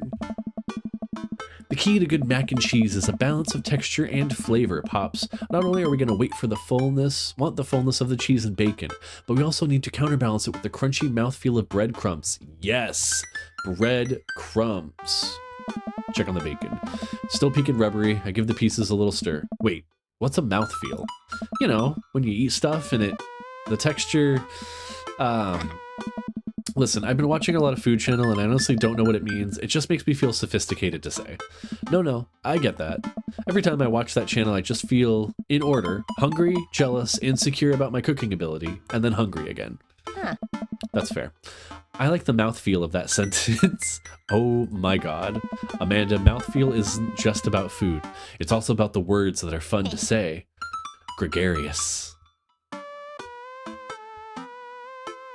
Deaf and straight. Lenticular. Cattywampus. Tabernacle. All of a sudden, the bacon bursts into flames. I must have not been paying attention to how hot the pan was. Fire! Fire! Oh god! Fire! I run around the kitchen looking for anything to put out the fire. I grab a cup of water and Amanda snatches it out of my hands. Nope. She puts it down and calmly grabs a lid from the pantry. She places it on top of the flames and turns down the heat. I finally calm down. Did I almost just burn down our brand new house because I was too busy saying silly words? Indubitably. Cool.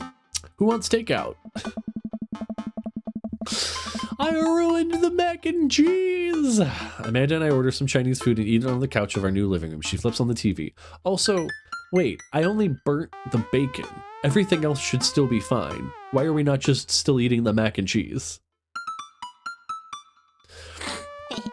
Oh, cool. Long Haul Ice Road Paranormal Ghost Truckers is on. Your favorite, right? Oh, hell yes. They have to make it over the Canadian tundra before the ice road melts, but they're also hunting ghosts. Also, the trucks are haunted. This is an episode I've already seen, but it's one of the best. Callum and Flint Dogbone, the twin brother truck driving and ghost hunting duo, find themselves in the greatest peril yet. Oh no, the ghosts done got control of the truck. I can't steer them on them there damn ice roads. Let me use this EVP meter to try and communicate with the spirits. Flint, we're about to die. Almost got it. If you listen carefully, it sounds like it's saying you're going to die. That's because we are about to die. This is art.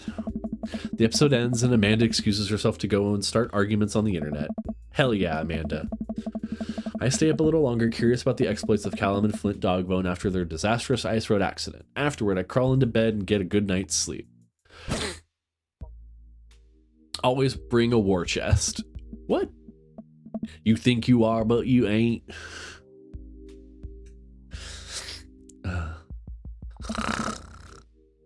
Morning, sleepyhead. 5 more minutes. You have never, ever let me have 5 more minutes, so get up. Fine. We have cereal for breakfast and spend the morning putting together furniture. Amanda is much better at interpreting the tiny manuals. We're able to put together a few shelves and one desk, but I'm pretty sure it was supposed to be a bookcase. Ah.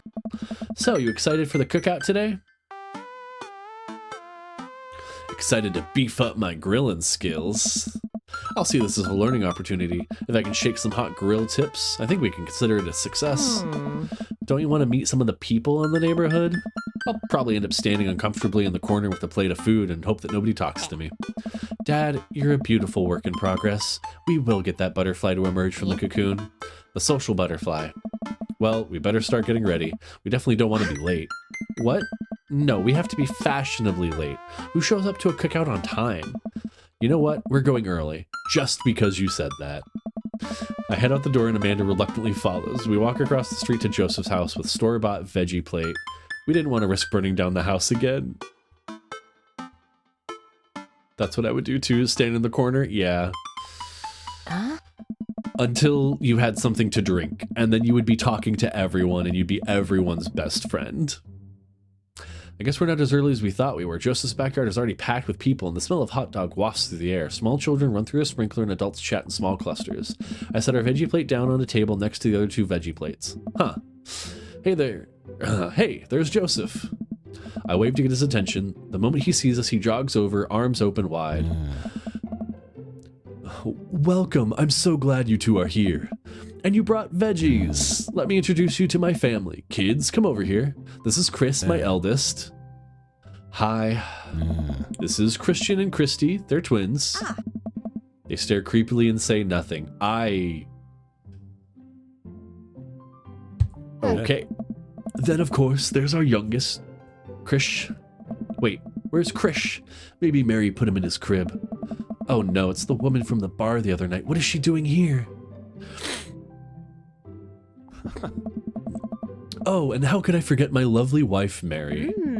Joseph pecks her on the cheek. She smiles. Ah, Mary, sweetheart, did you put Krish to bed? I'll have to go look for him. What? You'll have to... Joseph takes a moment to regain his composure. Mary, this is our neighbor, Jobaka, and his daughter, Amanda. Hey. I'd shake your hand, but I have a glass of wine that I need to tend to. I love her. Nice to meet you, Mary, for the first time. Charmed. Well, I have to go over there now. I despise Mary. Mary leaves. Oh god, this is so awkward. I wonder if Joseph knows. I wonder if Mary knows that Joseph knows. I wonder if Joseph knows that Mary knows that I know. It takes all my energy to not run away from the barbecue and start fresh in a new city. My wife has a wonderful sense of humor. But please, you 2 enjoy the barbecue. All the guys are really excited to meet you. Just from that one sentence alone, my headcanon is that all of the dads in this cul-de-sac secretly meet up to have orgies behind their wives' backs. And Joseph wants me to join their orgy club. Here, let me introduce you around. Let me introduce you to Damien. Joseph beckons a tall man in gothic attire over to the conversation. Okay, so he's definitely a vampire. He's Lucian's dad, and he's secretly having an affair with Mary. That's the things I'm piecing together just from this look. Also vampire. Why do you keep saying vampire, Jacob? Good evening, friends. Damien, this is our neighbor Jobaka. Ah, so lovely to meet you. Damien shakes my hand and then bows. If you're ever interested, it would bring me great pleasure to host you for a spot of afternoon tea. Wow, yeah, that sounds rad. Oh. Splendid. Well, I must be off. Perhaps our paths shall cross again. Damn, what a classy dude. Wow, I think I've actually met everybody else. Great. I bet you're excited to get to know everyone better. Hope you both enjoy yourselves. Amanda and I mill around and try some of the food spread out on the table. I pick at some deviled eggs. Amanda grabs a small paper plate and immediately begins piling it with baked goods. Deviled eggs! Oh, I fucking love deviled eggs. Ugh, I don't want to have to make friends. Come on, Dad. Who are you gonna party with when I go off to school? But I don't want to have to do pleasantries. Dad. They're gonna talk about the weather. Go. Do it. Make a friend. But how can I possibly abandon my only child at a social function? That's bad parenting. This plate of cookies is my new dad. Bye. Amanda shoves me into the center of the yard. Well, here goes nothing. I look around the party and I'm surprised to see some familiar faces. Isn't that the barista from the Coffee Spoon? Oh, dang, Robert's here? Didn't that guy throw a frisbee at my head? That mysterious goth guy. Isn't that Amanda's teacher? Hey, I know Craig. But wait a second, all of these people live in our cul-de-sac? That can't be right. I'd better investigate. Ooh, Robert and Brian are hanging out. Why is this game so clippable?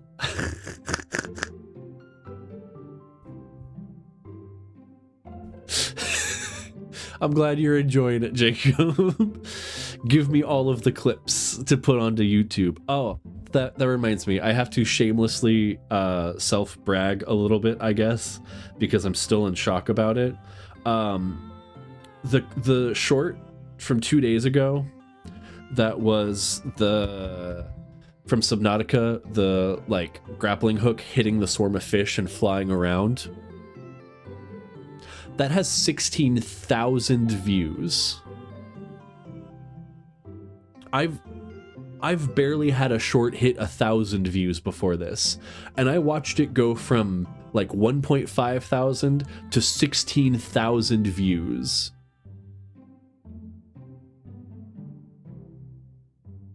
What?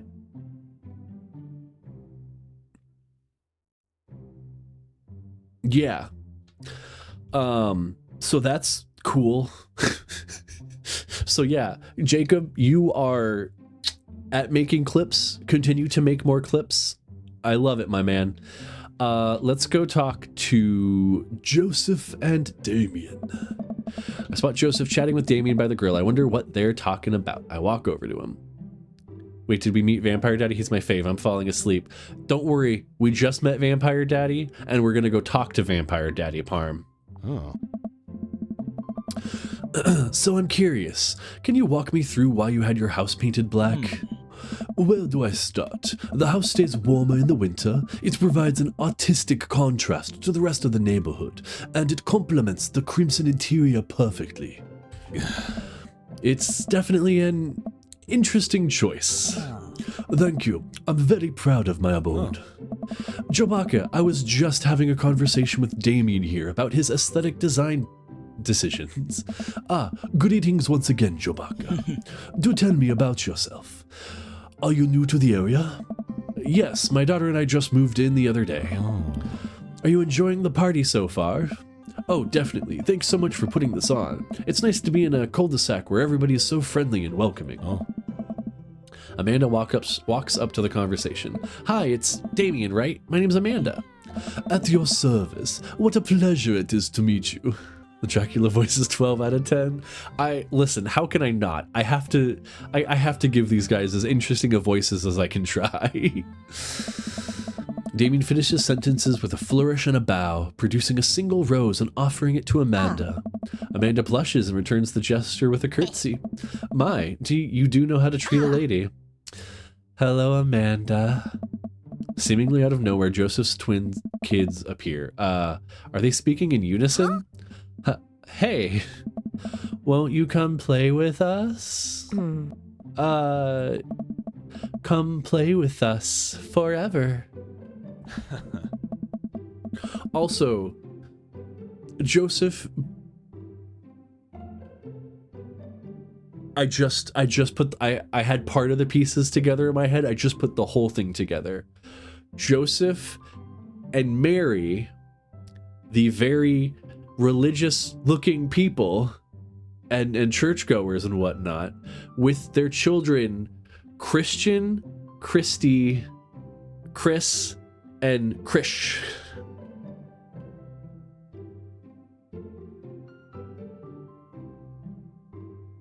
They really just slapped us up in the face with that one. Jesus.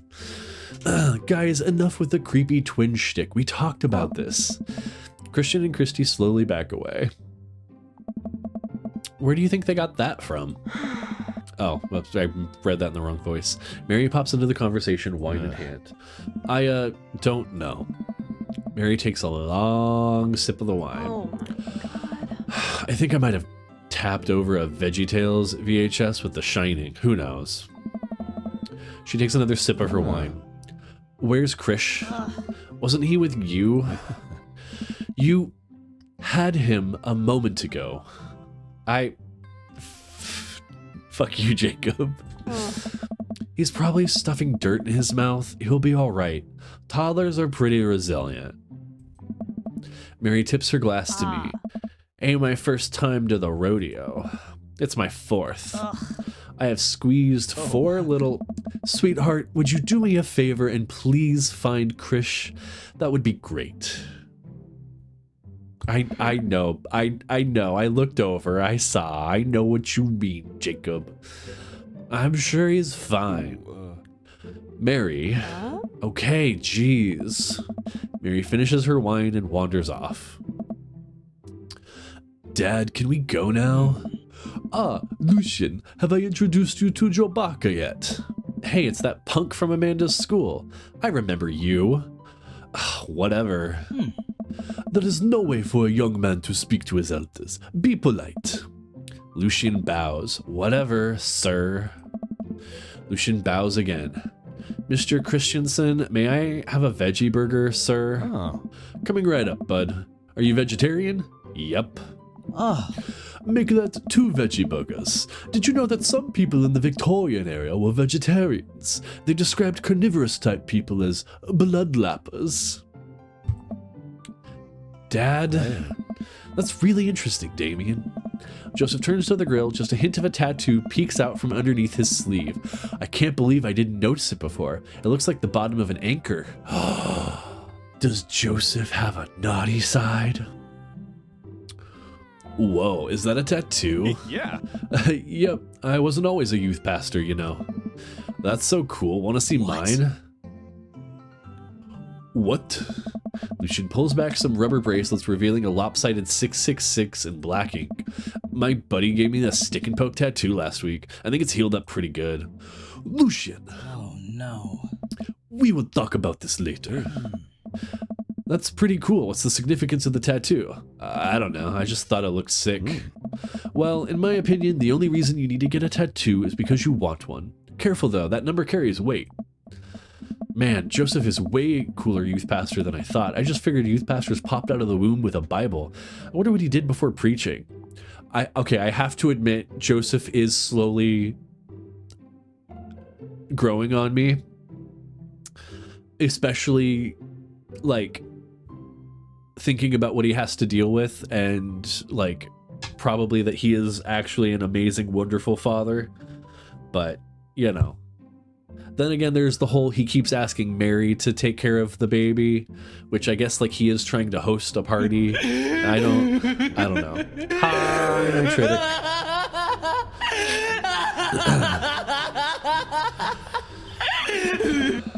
Time to talk to Robert and Brian.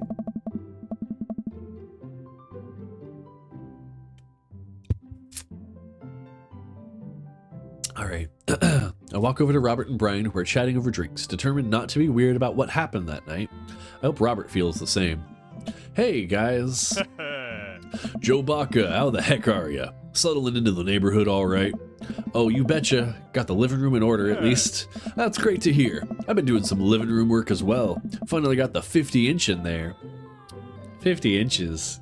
Buddy, come on. I've got a 78-inch TV. That's nothing. The game looks great in high def. Oh boy. Jabak, have you met Robert yet?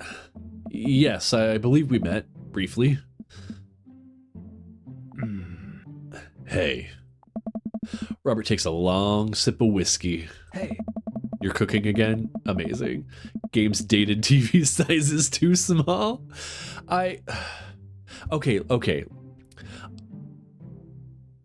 I would absolutely be comparing sizes with Brian, without a doubt. But I only got it because if you guys remember, Baby Baka broke our last TV right before Super Bowl Sunday, which I don't care about sports, but there were some amazing deals on TVs because of Super Bowl Sunday. Also, there was only like one size smaller than the 78-inch that wasn't just like a computer monitor size, basically. So I got it because it was a good deal for the size. Shush. Robert robotically extends a hand. I shake it as he stares unblinkingly into my eyes. Oh God, what does it mean? How's it going? It's good. Robert focuses on the whiskey he's holding. He takes a long sip. Great. Look at my friends becoming friends. Us dads gotta stick together, you know. Good job, Baby Baka. You broke it at the perfect time. He really did. I like that sport is good for something. Us dads? Robert has a kid? Oh, I didn't know you had kids. Robert continues to stare at me. Jesus, does this guy ever blink? Yeah, I just saw him blink right there. Yep. Cool. That's cool. We stand in incredibly uncomfortable silence for several moments until we gotta get off this haunted truck. Oh no, the ghosts locked the doors. Daisy and Amanda run up to us, thank God. Hey! Quick, hit the emergency escape button. But trucks don't have emergency escape buttons. Ugh, then hit the brake, I guess, and then we'll get out of the truck. The imaginary truck. Anyway, we're safe from the ghosts, but how will we ever survive this Arctic tundra? Daisy, you might have to eat me. Are you prepared to do that? I'm prepared to do anything to survive. That's cold-blooded. I like that. Although I'm not sure I have the materials required to properly cook you. Wait a second. Are you guys playing Long Haul Ice Road Paranormal Ghost Truckers? Yeah. Amanda and I love that show. It's the best, especially the episode where Callum hides Flint's keys and Flint retaliates by breaking an ancient cursed urn and setting the spirit after him. Yeah, it's such high quality reality television. All right, Daisy, I found us a couple of bugs. They're gonna make a great meal, lots of protein. Gotta keep us from starving out here in this harsh, icy wasteland. But there's a whole table of food right over the... Daisy, it's a game. We're playing pretend. It's what kids do. Awkwardness gone. You have something to talk about now. Thank God. Live a little. Amanda gives Daisy a handful of gummy worms from the snack table. They eat them with mock disgust. Let's go find kindling for the fire. Okay. Oh, Robert left. I wonder if something happened with his kids. Or kid. But not an actual fire. Because we're playing pretend? Now you're getting it. Imagine having to explain to a child who's 10 years old what playing is. That poor sweet child. Daisy and Amanda run off. What a couple of kids. What a cute couple of kids. I turned my attention back to the conversation, but wait, where did Robert go? I skimmed the party and finally find him in the corner talking to Mary. Does he not want to talk? Man, I've never seen her get along with anyone so quickly. I snap out my Robert-induced haze. I guess Amanda just sorta has a way with kids. That's kind of amazing. Daisy doesn't really get along with kids her age. It's nice that he's not trying to one-up me this time. Maybe we can have a regular friendship after all. Really? She just kind of keeps to herself. Her teachers say she spends every recess in the library. I think the other kids are intimidated by her intelligence. There it is. I wouldn't worry about it too much. Amanda was shy at Daisy's age too. She used to have a habit of crawling under tables and crying every time we took her to a restaurant. She bit people too. Oh, kids, right? Gotta love them. You're required to, by law. Well, since they're getting along so well, maybe we should try and put together a little play date for them. Yeah, that'd be nice. Well, I don't want to take up too much of your time. Go meet some of the other fellas. burger time. Okay, we're gonna wait here because the ads are gonna happen soon. Autism. Daisy is adorable. I agree. I love Daisy. I'm honestly loving this whole game. This is really cute and fun.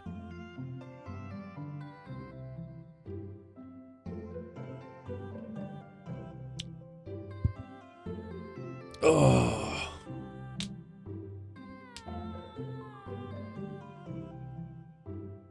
Okay, let me take a look. Yeah, I needed break from the grind. From grinding on these daddies. It spoils a lot of the show. Okay.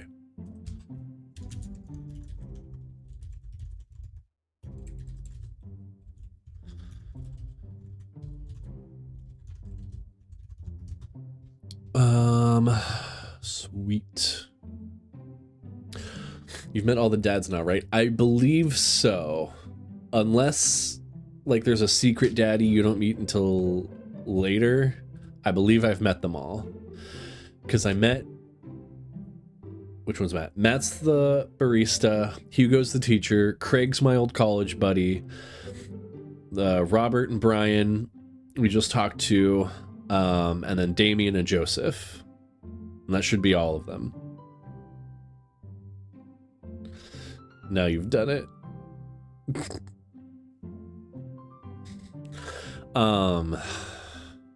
Yeah. So I think by tonight, because there's only one little section left for me to edit. By the end of tonight, I will have all of the subathon stuff done and split up. And then I have one video that's basically already edited.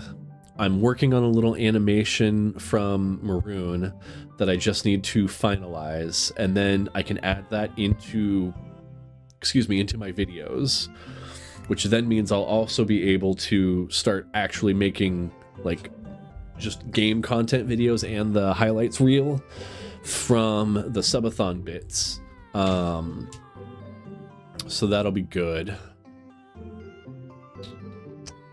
So I should have the subathon highlights, like the rewards highlights, done in a couple days. That should be up by Friday.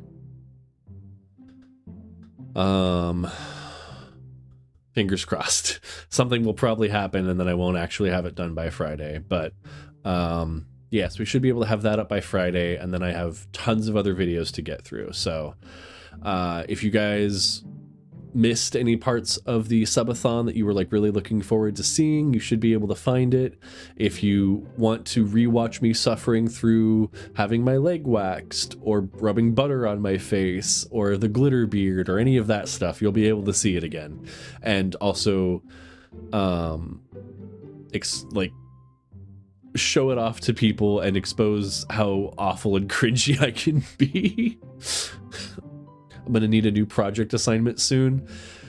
I don't know. You took like 4 months for this project assignment, except you really only mostly worked on it for like the last month. I don't know if I'm gonna give you another project too soon. I might give you a little break. Actually, maybe I do have some stuff.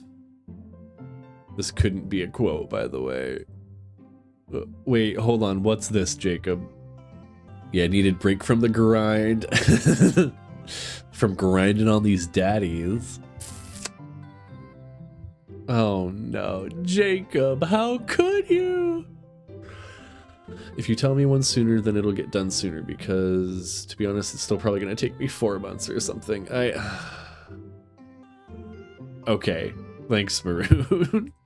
All right, we are back from the ads, so we are going to go talk to Matt, Hugo, and Craig. Matt and Hugo seem to be embroiled in an intense discussion. Craig looks on, smiling politely. I walk over to say hello. Well, I don't think it's fair to try and compare two art movements like that. Periods in art only exist because they're a unique byproduct of the social and political climate of a time and place. And to try and take something like that, like, say, the Rococo period, and compare it to postmodernism in America, you're completely disregarding the context in which the work of art is created. Matt and Hugo seem to be so busy talking that they don't notice me. Craig leans in. Dude, I have no idea what's happening. Dr. Craig. I turn my attention to Craig, who seems a little more attentive to my existence. How'd resistance training go the other day? Probably not good for you two, but it was so good I had to eternalize it. Fair enough, Jacob. Oh. Great. Little River here is a great cheerleader, aren't you, tiny bro? Craig grabs River's arms and waves them around. You can do it, Dad. I'm so proud of you. I'm sorry for pooping on you. She must be a handful at that age. Oh, they always are. But it's so worth it. Craig grabs River's arms again and waves them around. Also, I'm sorry for throwing up on you, Dad. How you settling in? Almost done. There's still a few odds and ends to take care of before I can really call myself settled, but I think we can upgrade the situation to livable. Tiny bro! We did livable throughout the entirety of college. Yeah, my goal was for Amanda to live the sort of life that didn't involve eating spoonfuls of ranch dressing as a palate cleanser between different types of pizza. Just listen, just take the pizza straight into the ranch for each bite. There you go. Efficiency, man. She still does, though. Hey, she takes after her dad. Jobaka, how are you liking the neighborhood? It's pretty nice. Everybody's super friendly. Seems like your daughter's fitting in just fine. Matt points across the yard to where Amanda, Daisy, and another young girl are playing. They're all sitting cross-legged in the grass, picking weeds and weaving them into little flower crowns. It's pretty adorable. The girl I don't recognize jogs over to us. What is this, sweetheart? It's a flower crown. I thought you'd look cute in it. Hey. Well, there's only one way to find out. Matt takes the flower crown and places it on his head. Aww. That baby daddy looks so cool. Like, I'm dad, but in free time I kick ass. Yeah. Hey. Am I cool now? Oh my god, I love it. Look at him. Ah. The girl stares at him, thinking it over. Nope, but you're slightly less uncool than you were before you put it on. Hey, Jobaka, this is my daughter. Hello. I'm Carmencita. Amanda comes over with Daisy in tow. Dad, look, I'm making friends. Are you making friends? You better be making friends. Yeah, actually, Amanda, you remember the cool barista from the coffee shop and my old college friend and, your teacher? What? Oh, hi, Mr. Vega. I didn't realize we were neighbors. Oh. Yup. You still gonna get me that overdue term paper? Oh. Great seeing you. Amanda finger guns her way out of the conversation like a champ. She learned the finger gun moves from me. I'm very proud. Oh. She's definitely a charmer. Speaking of which, where did my son go? Whoa. Hugo looks around the party. He finally spots him because his eyes go What? wide.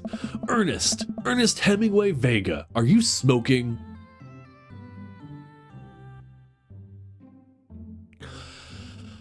Oh, Ernest is holding a lit cigarette. Nope. I see Ernest cross the way. He casually takes a long drag of his cigarette and then flicks it into the gutter. Unbelievable. Excuse me. Hugo marches over to Ernest and I turn my attention to Matt and Craig. Kids, right? Yeah. Man, I do not envy Hugo. The last barbecue we had, Ernest tried to shove a sparkler down Joseph's pants, nearly burned down half the yard. And the barbecue we had before that, he actually burned down half the yard. And then it spread onto my lawn and burned down half my yard too. The author name drop reminds me of my high school English teacher whose kids were Jay and Finn.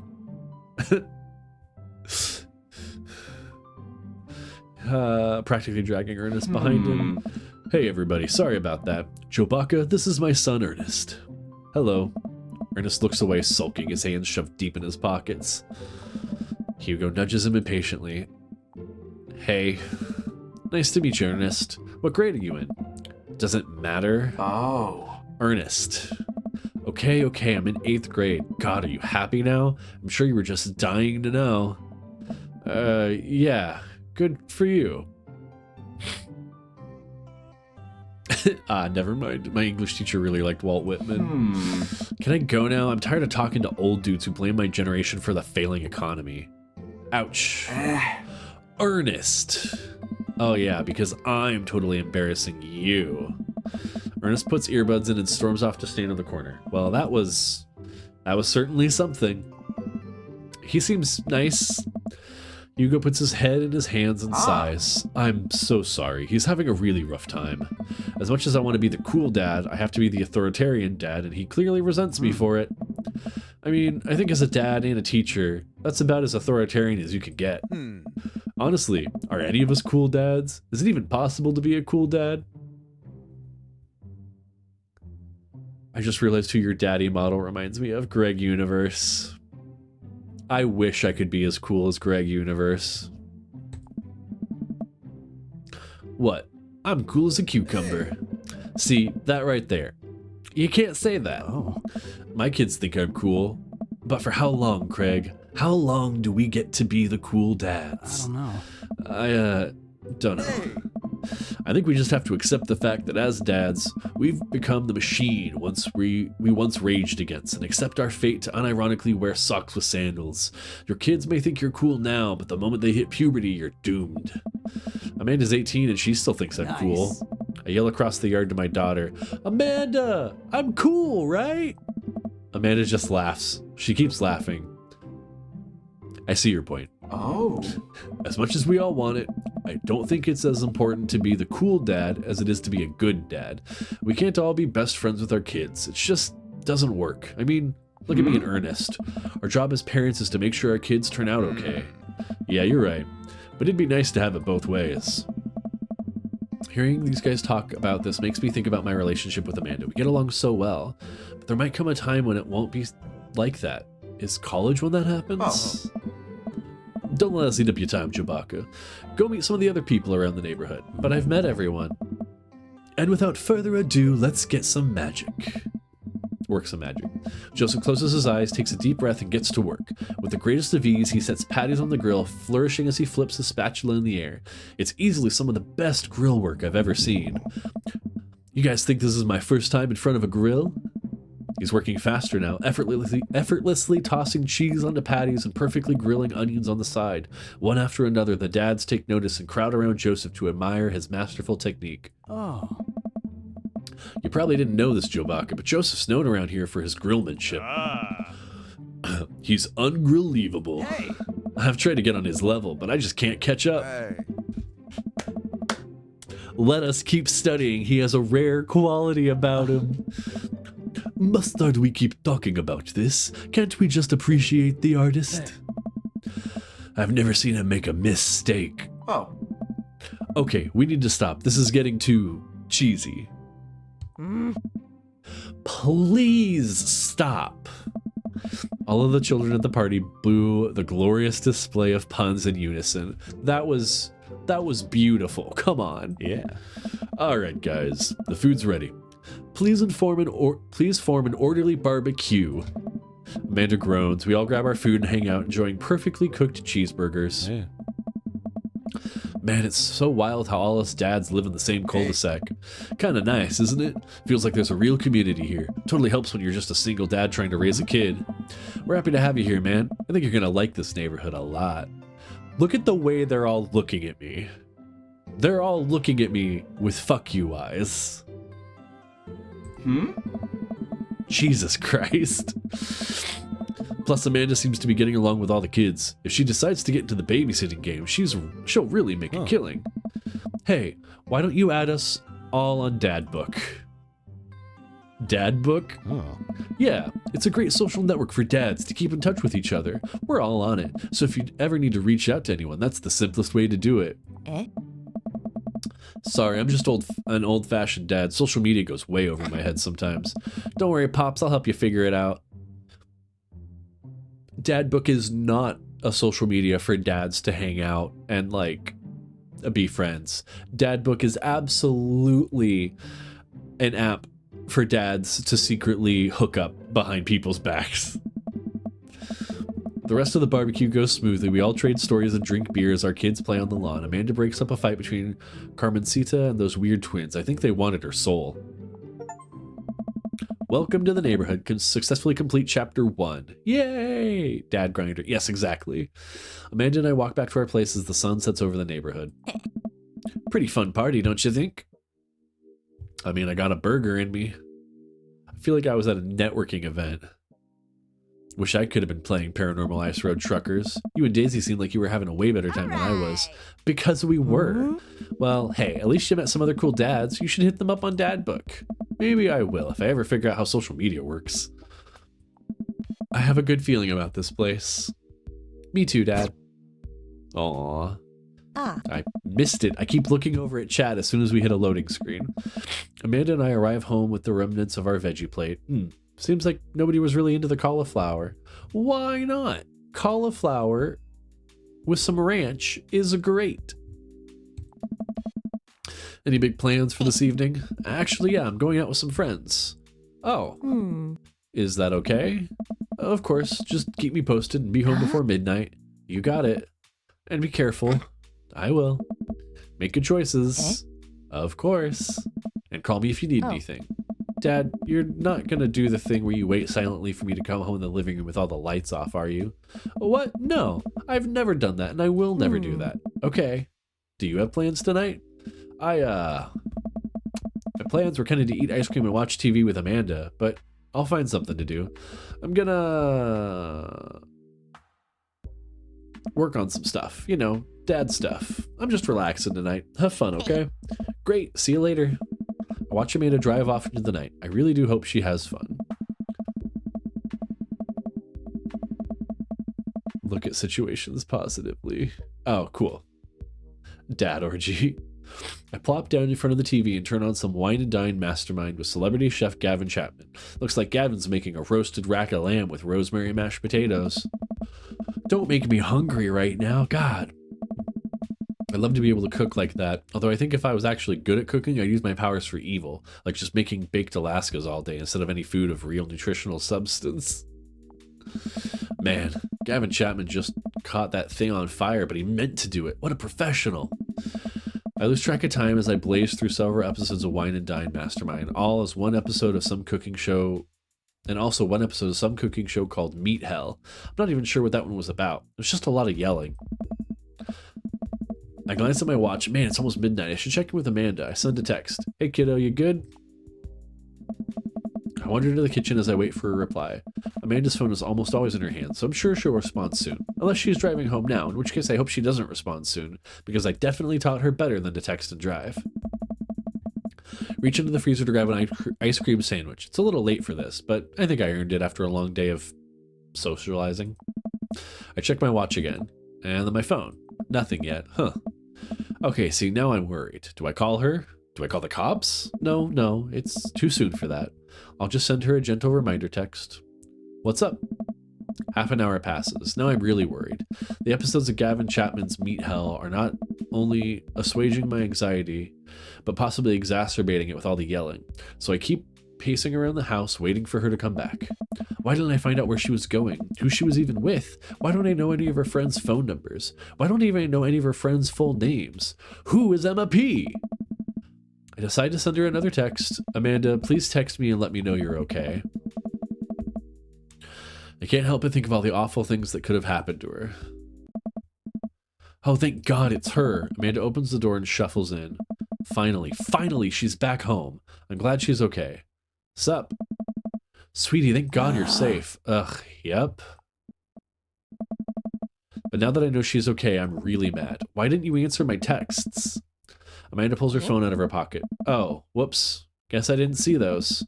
She starts to walk to her room. Amanda Ann. Whoa, we're pulling out the middle name now? Amanda, you came home an hour and a half after your curfew and you didn't respond to any of my texts. You really freaked me out. I was about to call the cops. Dad, you're seriously overreacting. You're not going to be like this when I go off to school, are you? I have a right to be concerned. You're my only daughter. Well, I can't give you a play-by-play by everything I do all the time. I'm 18. You shouldn't be giving me a curfew in the first place.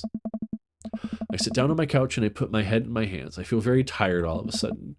You really scared me. Just please don't do that again. All right. I'm going to go to bed now. Yeah, no, honestly, whether or not she should have a curfew as an 18-year-old, it's up to debate. I didn't really have a curfew when I was 18. The expectation was that, like, I didn't, like, missed school because I was too tired, and I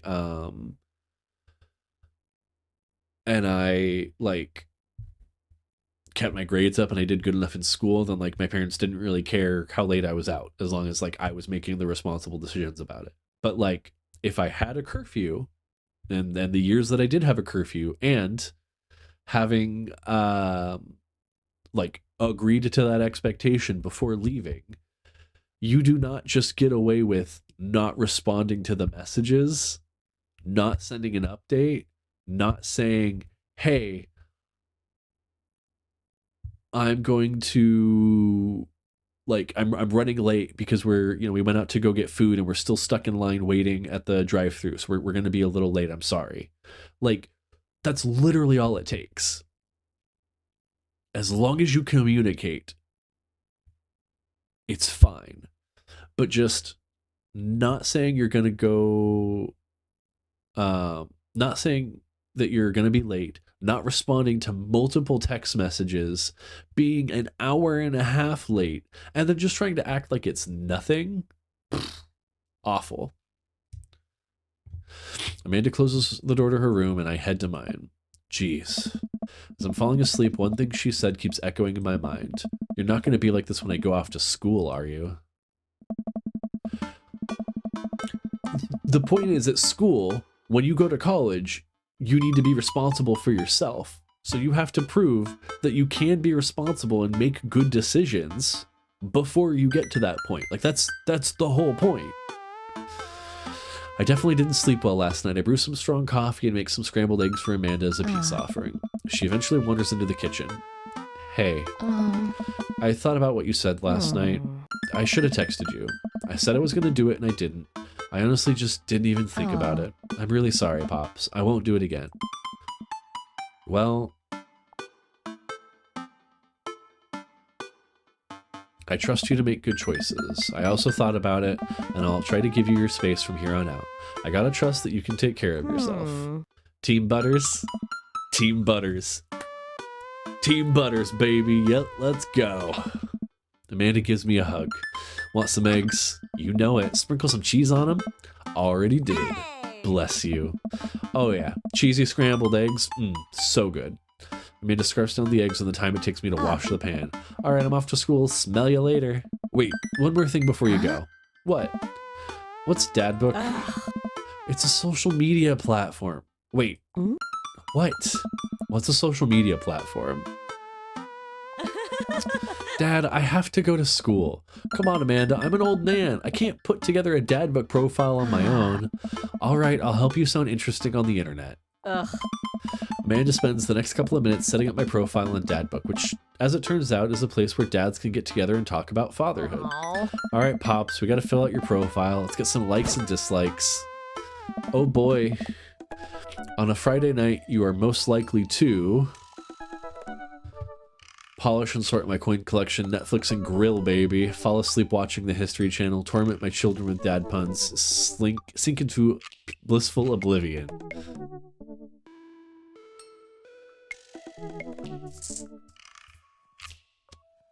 Netflix and grill, baby. If you had one thing to take with you onto a desert island, what would it be? My trusty grill. A lost shaker of salt. Castaway on DVD for instructional purposes. A boat, obviously. I don't need anything. My survival skills have trained me for this day. Just thinking other sleeper puns. Wow. What are your turn-ons? Strong dad arms, tennis shoes with long white socks, a well-manicured lawn. Oh, street smarts, top-tier grillmanship, comfortable with crying.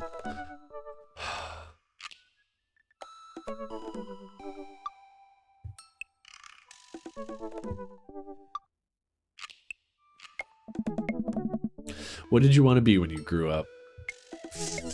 Technical writer for manuals and instructions, salty boat captain, pro skater who is also an astronaut, a good father, president. Oh. Okay, so this is literally what I wanted to be when I grew up. I had conversations with people where I said, like, you're like, oh, what do you want to be when you grow up? And I was like, I want to be a good father and a good husband. What's your favorite movie genre? Zombie! Zombie! War documentaries, Sean Connery's entire filmography, anything on Laserdisc. Oh my god. Romantic comedies, whatever will make me cry. Old comedies that haven't aged well. Ooh. Whatever will make me cry. That's accurate. What's your ideal date? Napping together? Solid contender. Doing a 1,000-piece puzzle together, eating a healthy dinner at 4 p.m. Abso-fucking-lutely not. Trying to geocache but getting hopelessly lost. Could be fun, not ideal. Arson, being emotionally vulnerable. Napping together it is. What do you never leave home without? A sensible cardigan, my sick vape, no. A book of word jumbles and a pen, no. A cool knife. My crippling low self-esteem. I spent a lot of time thinking about conspiracy theories. How proud I am of my child. Potential ends of the world. If I'll ever be able to love myself as much as I love my grill. When I can next get a cup of coffee. Lawnmower modifications.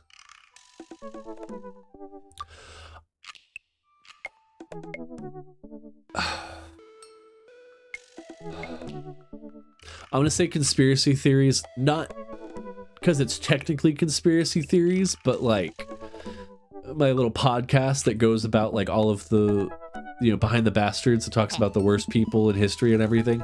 It's conspiracy theory adjacent, I'd say. That's yeah. See, that wasn't so bad. Yeah, that was actually kind of fun. I could totally spend all day on here just looking at people's profiles. You should message one of them, or more than one of them. All those dads seems pretty interesting. Okay, I promise I'll make some friends. Amanda gives me a hug. Go get 'em, Dad. Welcome. You've got dads. I've got dads. Oh boy, what's this? Hi Jabaka, it's me, your dear old friend from the way back in the day, Dad Manda. I'm delighted to see you signed up for Dad Book. They've recently added this exciting new messenger service, so you may find yourself receiving messages from other dads like myself. Take care not to miss them. Thanks, Dad Manda. Oh, Amanda, is that you? What are you doing on Dad Book? Why, Jabaka, I never. We've known each other since business school. How could you possibly confuse me for your amazing and talented and easy to buy things for daughter? Though I am, of course, flattered. You should buy Amanda more things. Amanda, you know I didn't go to business school. I barely even managed to get my degree. Wait, no. Wow, I didn't say that. You never heard that. This is gold. I was a great student, I swear. I graduated at the top of my class because I worked hard and ate all my vegetables. Totally holding on to this for later. Wait, do you even remember what I majored in? I declined to comment. Cool. Conversation ended. Okay, we're messaging Robert because that barbecue was so awkward and I gotta make sure things are okay. Robert Small.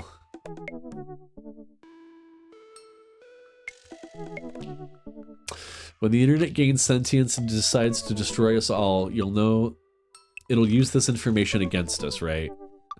So he's the conspiracy theory person. Got it, okay. On a Friday night, you're most likely to make a deal in an alleyway, have it go badly. Who's the cop? Was it Giacomo? I trusted Giacomo. If you had one thing to take with you into a desert island, what would it be? Gun. What are your turn-ons? Don't talk to me. What did you want to be when you grew up? A grifter? What's your favorite movie genre? Italian neorealism? Too bad his name isn't Richard Biggs. Oh my god. What's your ideal date? Grave robbing. What do you never leave home without? At least 4 knives. I spend a lot of time thinking about, you ever really look into a rabid animal's eyes? Jesus Christ. He is just the biggest red flag.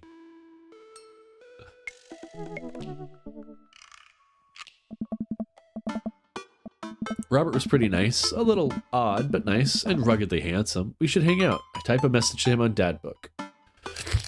Hey Robert, good seeing you again at the cookout. Want to grab a drink? Why would you say grab a drink? That's not what I wanted. I sit there for a couple seconds hoping he'll message me back. Hey, it says that he read my message. I anxiously wait for a response. Shut up, Rude. Watch cat videos on the internet. I start down a rabbit hole of cat videos and Robert quickly vanishes from my mind. Didn't realize how long I'd been doing this, but by the time I watch my 30th cat video, Robert pops back in my head. I jump back over to Dadbook to see if he's responded yet. Nothing. Well, I guess the guy is busy. Might as well make the best of my day.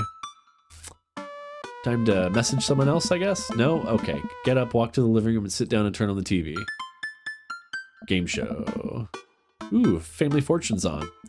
Alright, Nicole, your parents are in the lead, and it's up to you to win it big. Are you ready? I'm ready! They hook the contestant up to a lie detector in front of her parents. Who is your favorite parent? Bro said, don't talk to me, I know. My mom? Ooh, sorry, incorrect. Next question. If both of your parents were hanging off the edge of a cliff, which would you save? This is terrible. I love it. I lose several hours to whatever the hell that was. Sighing, I get up and walk around the house. My stomach grumbles. Time for lunch, huh? Well, I guess it's time for the old Chef Butters to cook a gourmet delicacy. Making the last name Butters in this was the best decision. I'm loving this. I walk over to the refrigerator and open the door. Mustard jar. No, make a sandwich. I make a sandwich in its entirety while standing there. Who needs plates? The Standwich, a lost art. I admire my work for a second before I clumsily drop the entire thing on the floor. No! I look around and remember that Amanda's not home. This is still good. 5-second rule, right? I reassemble my sandwich, peeling pickles off the floor and putting them back where they belong, in my mouth. Why would mustard come in a jar? Because a lot of things come in a jar. Not everything comes in a little squeezy bottle. But, you know, you do you. Wait, I'm a wreck. I finish my snack and walk around the house some more, bored. When's Amanda coming home? Oh, I just remembered something. When we were packing up the old house, we found an old basketball hoop that could hang off the door. It'd really bring the living room together. I wonder where I put that.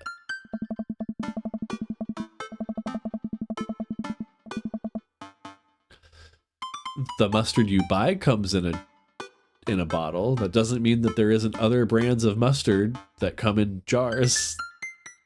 I'm just saying, it exists, bro. I spend a couple minutes poking around the new place until I find it. After installing it above one of the doors in the living room, I'm ready to dunk. How many doors are just in your living room? I'm curious. Come on and slam. I take a leap from the free throw line and rocket that sucker down the net. The crowd goes wild. And welcome to the jam. Some local brands set their mustard in jars. They're easier to buy and fill. Yeah, and like glass is typically easier to recycle than plastic. Never seen it. Also, I don't buy mustard or eat it. Exactly. You have 5 doors in your living room? That's too many doors, Parm. That's just too many doors. I pull up from the 3-point line, breaking ankles and sinking a fadeaway. And I forgot the rest of the words to the song. No look behind the back. No look behind the back, hook shot. Everyone's on their feet. Something, something, Space Jam. Dad? Oh, she's been crying. I turn around and see Amanda standing in the doorway. Her eyes are a little puffy, almost as if she'd been crying. I've got 4. What is wrong with you people? It's good to have some spare doors.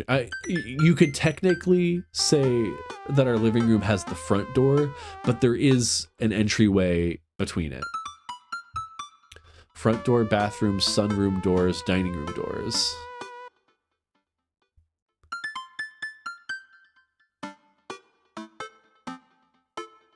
Who?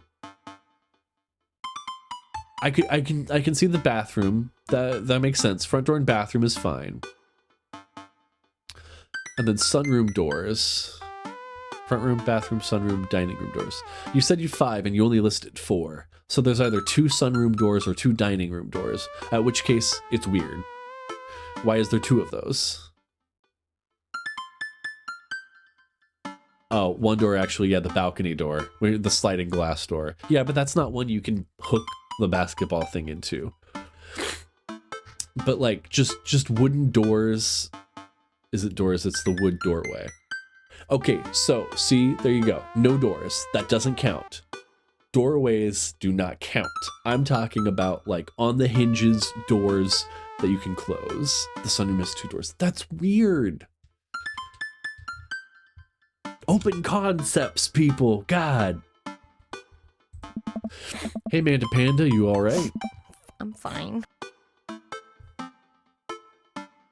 Real fake doors. I'm selling them real fake doors, everybody. They are really fake. They won't open.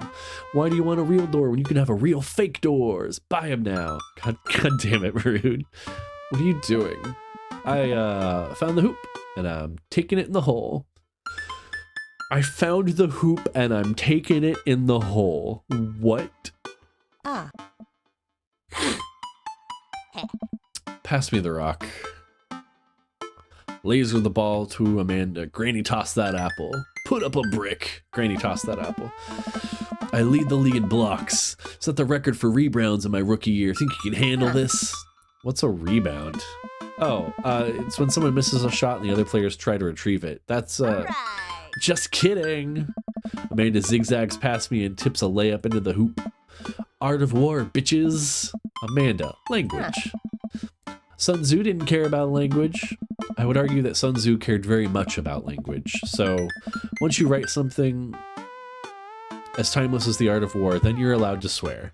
Amanda sticks her tongue out and dunks for another 2 points.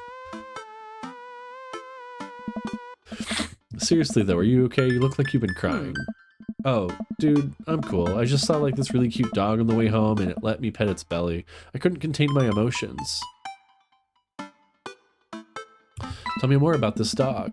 Gladly, she was a little French bulldog named Jacqueline and her tongue was permanently stuck out of her mouth. She had a little sweater on. Wow, I probably also would have cried if I got to pet her. She was so excited for tummy rubs. Oh no, I'm tearing up just thinking about it. But seriously, you know you can talk to me about anything, right? Yeah, that's why I'm talking about my love for French bulldogs with you.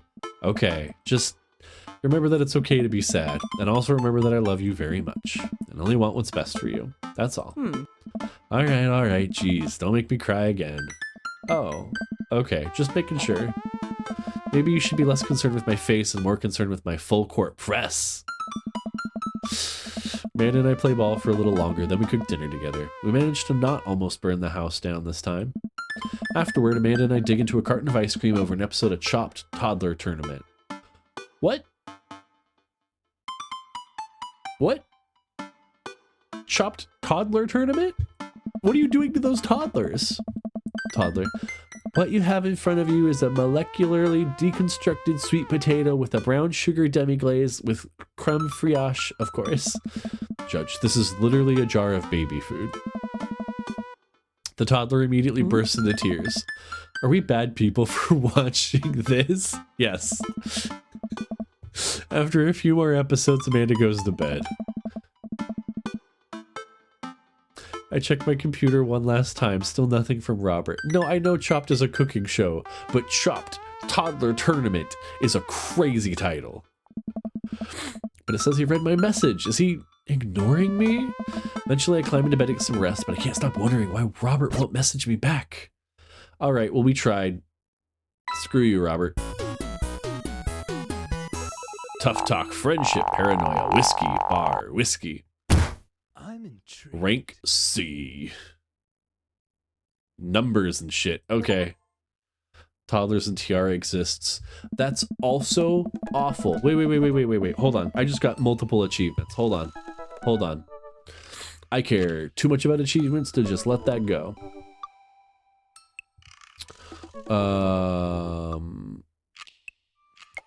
Sleeping hour, yeah. Going all Robert dates. Knife dad. Oh, I got 1 out of 3. So there's 2 more dates to go on with Robert. I didn't know I had gone on a date with Robert, but okay. While I'm doing my afternoon word jumbles, I hear the mail truck pull through the cul-de-sac. I wonder if we got any coupons today. The nice mail person slides a couple letters in a large yellow envelope through the slot. Takes a couple tries for them to get it in. It's awful. Gas is cheaper in the suburbs. Reality TV is bad. What does gas have to do with anything, Keyline?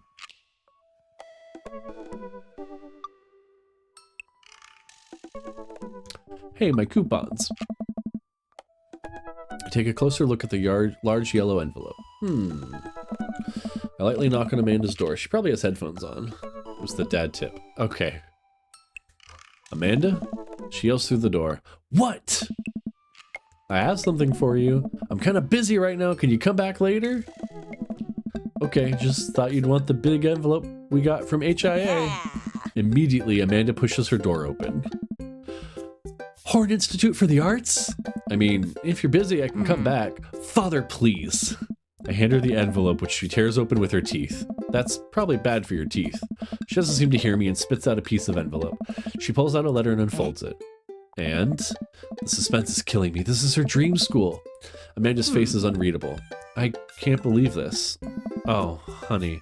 It's okay if you didn't. I got in! Oh, I got in! Amanda tosses the letter aside and gives me a big hug. Congrats, sweetie. That's amazing. I'm so proud of you. She pulls away and looks at the letter again.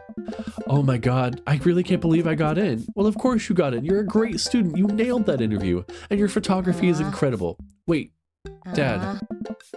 I know this one's really expensive, and it's so far away. I think for a moment, HIA was one of the more expensive schools that Amanda applied to, but I know she's had her heart set on it for the longest time. It'll be tough, but we're gonna make it work. Really? Of course. Amanda hugs me again. Thanks, Dad. Okay, sweetie, we're celebrating tonight. Dinner, your choice, wherever you want. Wherever? Amanda and I walk along the bayside, tearing into our foil-wrapped burritos from a nearby food truck. Hell yeah, Amanda. You could have chosen anywhere in Maple Bay. Cost was not a determining factor.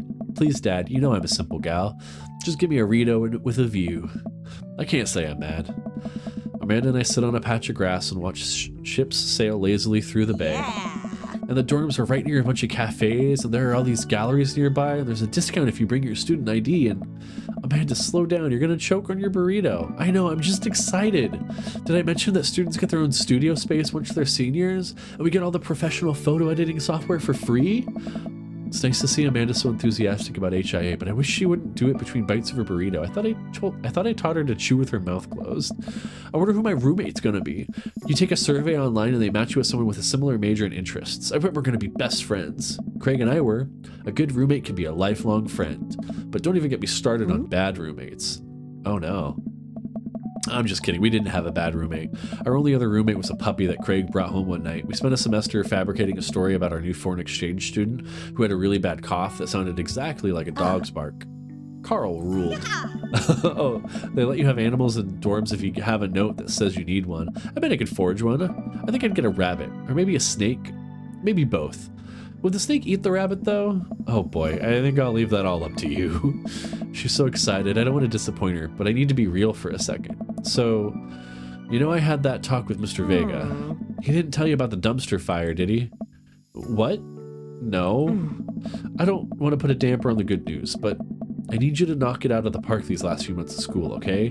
If you really want to go to Horns, we need that scholarship money. I know you can do it. Okay. I promise I'll try harder. No, she's so sad now. I pat her on the back. Think you can handle a 14-hour drive to come home for the holidays? It's gonna be some treacherous ice roads to cross. Don't even get me started on the paranormal occurrences. Well, it'll be worth it if I get to see you.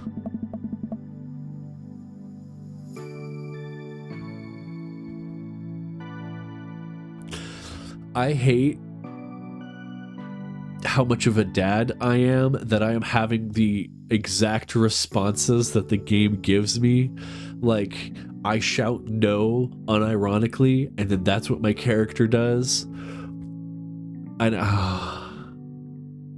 or, you know, I start crying at a moment, and that's what it tells me I'm doing. Like, thanks, game. I needed you to spell that out for me. Oh, Dad, don't cry. Sorry, I'm just very, very proud of you. You're all grown up and now you're such a good person, and I hope you know how important you are to me. Dad, stop. You're gonna make me cry too. It's too late, honey. It's happening. Dad, I can't get tears in my burrito. It's gonna make it taste sad. I pull Amanda in for a hug and kiss her on the forehead. Love you, kiddo. Love you too, Pops. Welcome. You've got dads. Ooh, Craig messaged me. Hey, buddy, so I have a favor to ask. Robert invited me over for dinner. And I know it's kind of a faux pas to invite another bro, but I've known the guy for years and I still can't get a good read on him, and I know it's going to be super awkward if I go by myself. Will you please come with me? I love food. I especially love food that's free. And I don't know why you're so sweaty over cooking, but sure. Yeah, dude, I'm down. Thank you. I really hope that's a sweat of relief. Oh no. Also, Crinny, why are you still awake? Oh man, I don't know how to feel about social time with Robert. Still, I guess free food is free food. Yeah, dude, I'm down. Thank you. Craig and I decided to meet up before heading over to Robert's place. They really stepped up the production value in episode 5.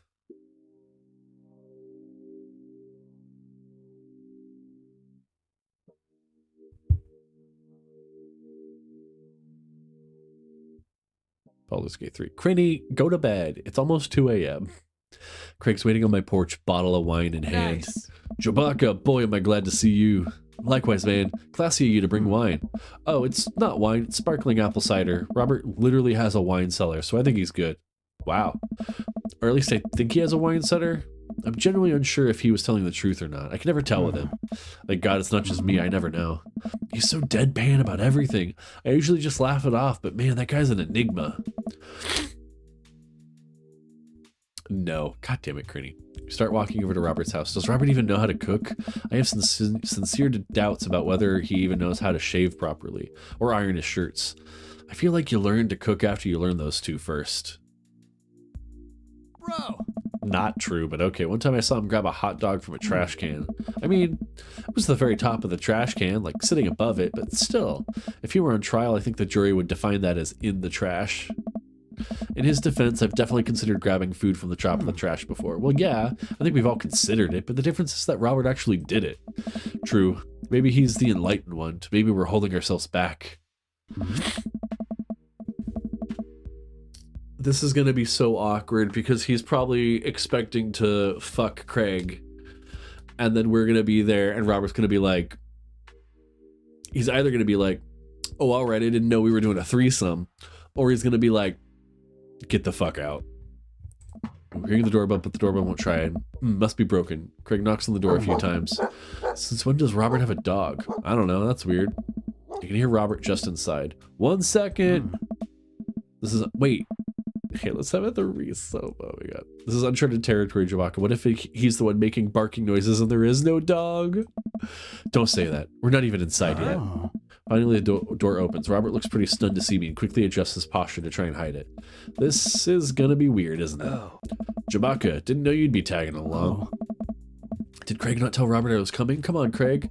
I can leave if there's not... No, it's fine. Come on in. Wipe your feet. We enter Robert's living room, which is a lot more inviting than I remember it being. It's still so dirty. Just look at all that. Make yourselves at home. You can still hear barking from the other room. I didn't know you had a dog, Robert. Oh yeah, that's Betsy. We have to put her up when guests are over. She'll calm down in a bit. What kind of dog is she? Pitbull. Rescued her from a dog fighting ring a few years back. She hates strangers. If I let her out right now, I would probably have to take you both to the ER. Craig and I make eye contact. He raises an eyebrow at me. Oh, okay. But I gotta go finish dinner. Made oso buco. I don't know what that is. Robert leaves the room, presumably to go to the kitchen. Craig leans in and whispers, was the dog fighting thing real or was it kidding? I don't know. Hey. What's oso buco? I don't know. Did he make up that word? Until I have oso buco in front of me, I can only assume so. We sit in silence for a second, taking in Robert's living room. We about to get sawed? Nah, usually you wake up in those situations. We voluntarily walked into this one. Although he did look pretty shocked to see you. Maybe you being here threw off his plans? His murder plans. This is so weird. Robert finally walks into the room carrying 3 plates of steaming food like a waiter. I don't have a dining table. Don't trust him, so we're eating here. Also, I don't have real people plates. Hope that's okay. Robert sets plates in front of us on the coffee table. Nah, dogs love me. Famous last words. I still can't tell what it is. Looks like meat, maybe. Lots of sauce. I can make out some vegetables. I think that might be rice, but it could also be pasta. I guess there's only one way to find out. I take a bite. Hey. Oh my god. I take another bite. The medley of flavors in this dish is amazing. The meat is so tender and the risotto, I think that's what it is. It's so creamy. Robert, this is really incredible. You cooked this? There's a pregnant pause. There's a pregnant pause as Robert formulates a response, like it's weird to get a compliment from me. I fished it out of the dumpster behind a restaurant, or at least I think it was a restaurant. Hey. Can you believe people just throw this stuff away? I almost gag. I look over at Craig, who looks wary but still has his mouth full. He gives Robert a thumbs up. Glad you like it. Where did you learn how to cook like this? Worked at a restaurant in Spain for a hot sec. Is he messing with us? I decided to play along. He lived in Spain? After I dropped out of college, I went backpacking through Europe, crashing on couches, sleeping in hostels, wherever, totally broke. Worked a couple of odd jobs where I could to scrape together some cash. One night, I'm eating dinner at this little restaurant outside of Madrid. I go to pay and I realize I spent the last of my money on booze the night before. I'm in the middle of ditching when the manager catches me and puts me to work in the kitchen. Long story short, they ended up liking me so much they offered me a job. Why not, right? Started living with some distant relatives on my mom's side. Over the course of 2 years, I worked my way up from busboy to sous chef. Learned a lot. Craig and I waited for the punchline. What night watchman did he swindle to get back to the States? Who did he con in a game of poker to get in the back room of a speakeasy for safe passage and crew quarters of a cargo ship? Anyway, I still love to cook. I don't know what's real anymore, but this food's so good I kind of don't care. Plus, Robert is actually talking to me like we're 2 people in the same room, which I guess is nice. That's amazing. It really is. To be totally honest, I wasn't exactly expecting gourmet cooking here, especially not served on paper plates. I don't care about presentation. If the food is good, it should speak for itself. This Osobuco is screaming for itself. It's not the only thing going to be screaming. And paper plates are just as good as regular plates if you double them up. Hey, is it bad if I ask for seconds? No problem, but save room for dessert. I made lemonberry sovereign. What? Oh. Well, aren't you just full of... Craig looks over at me. Surprises. Robert winks. You bet I am. You can come over for dinner anytime. Craig. Ooh. I'm gonna go get seconds. Yeah, he was really trying to woo Craig, and I am cock blocking him. Me too. After consuming way more usubuka than my body could handle, and then really ensuring a later food coma with a generous serving of whatever sovereign was, Craig and I decided to head out. Thanks for coming. I'm making an attempt to be more social. Something tells me he's not going to follow through on that. Man, if you'll have me, I'm here, especially if there's also buko involved. Whistle while you work. Welcome. Ha. You've got dads. All right. So Robert doesn't like me. What about Joseph? Voted Maple Bay's #1 youth minister for 5 years running, living in my hometown with my beautiful wife and our 4 amazing kids. If I'm not in church, you can catch me out in the open water, setting sail on the seas of adventure. I love playing guitar and crushing my kids at Candyland. On Friday night, you're most likely to lead the community in a fun mixer. If you had one thing to take with you into the desert island, what would it be? My 6 string. What are your turn-ons? My loving wife. What did you want to be when you grew up? Ship captain. What's your favorite movie genre? Feel-good movies. What's your ideal date? Lovely night on the town with my wife. What do you never leave home without? The good book. I spend a lot of time thinking about how I can be a better man, husband, and father. Oh. This poor man deserves so much better than Mary. Always try to make others around you happy. His family's a little weird, but Joseph seems cool. I should take him up on his offer to hang out. Wait, how do I hang out with a priest? I don't go to church. Should I be Jesus-y? I imagine Joseph's family staring at me as I fumble through some sort of prayer attempt. Maybe not too Jesus-y. A light smattering of Jesus. Will he want me to pray? Is he going to pray at me? Do I have to pray at him? Talking to Joseph, huh? Yeah! Amanda, how many times have I told you not to sneak up on me like that? I selectively ignore it every time you do, Pops. Amanda looks over my shoulder at the screen. Joseph can't read your mind, you know. If you want to talk, just message him. But I have never been friends with a priest before. What do I talk about? My favorite Bible passages? Ice cream socials? Khakis? First of all, he's youth minister with a tattoo, not a priest.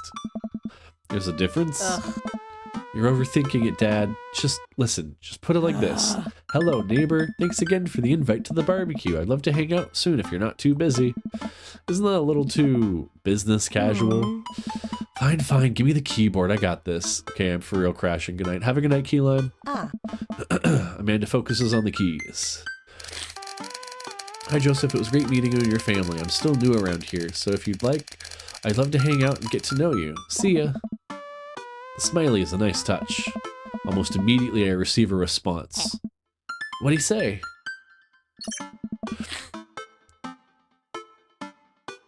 Huh, that wasn't so bad. Hi, Jobaka. If you're not doing anything in a bit, the kids and I are baking treats for the church bake sale today. We'd love to have you over. It'll be a blast, so let me know, Joseph. He uses a lot of exclamation points. I'm more concerned about him signing his name with a tilde. I'm willing to let it slide this time. No. I like it. It's a good touch. I respond back. Sounds like fun. Jobaka. Great, come on by the house as soon as you're ready. We'll be here. Well, guess I'm doing this. Save a brownie for me? Promise you won't sneak up on me anymore? Amanda stares at me unblinking. I don't make promises I can't keep. Real to a fault, Pops. Dad. And Dad, please don't be weird about the religion thing. Me? Weird? Never. I make a short walk over to Joseph's place. Don't be weird, Jobaka. But what if they hang up a bunch of crosses or collect those little porcelain babies? What if they're all praying? Do they pray before dinner? During dinner? Over the porcelain babies? The door begins to creak open, a shadowy figure obscured on the other side. Who's there? Jobaka? The door opens the rest of the way. It's Joseph's eldest. What was his name? Chris. Hey, Chris. Hey again, I'm Jobaka. I know what your name is. Oh yeah, we met at the barbecue. How's the, Please don't say it. Jesus? Chris blinks slowly. Maybe he didn't hear that. You're weird. Is your dad... Before I finish, Chris walks into an adjacent room, leaving me in front of the open doorway. Home? This was a great first impression. For a moment I wonder if I should just go in, further subjecting Joseph's family to my winning attitude and artful charisma. Mercifully, Joseph peeks his head around the corner.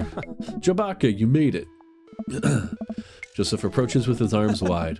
I'm so glad you could come by. Are you ready to bake? I am not. I'm as ready as I'll ever be. That's the kind of semi-confidence I like to see in a baking assistant. Come on in. Oh, yeah.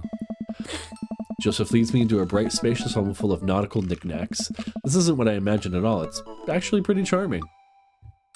Wow, he really loves boats. That's why he has an anchor tattoo. My God. I believe you've met Chris, who left you outside. Yeah. Chris? Are you going to apologize? Oh, right. Sorry.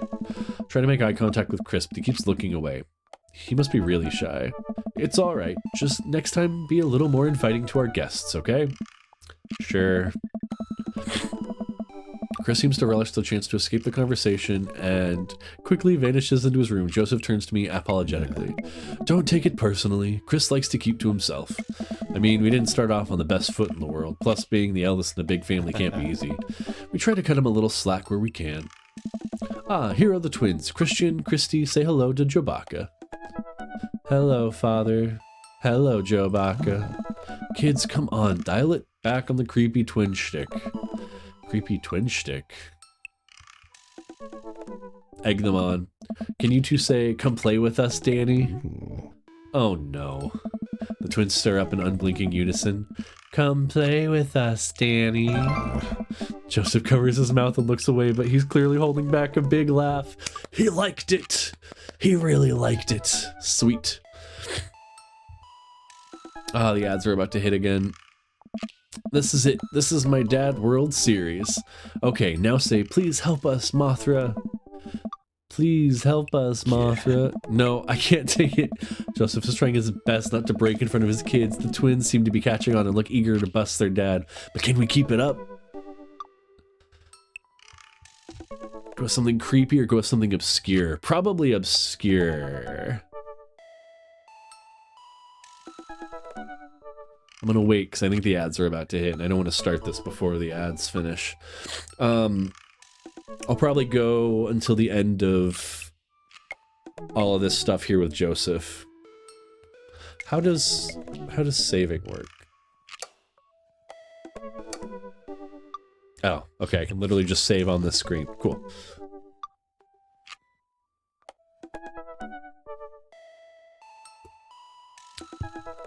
And then what is... Wow, that last little bit was sour. I don't know what that fast forward button does. I'm worried it might skip me through things, so I'm just gonna leave it alone.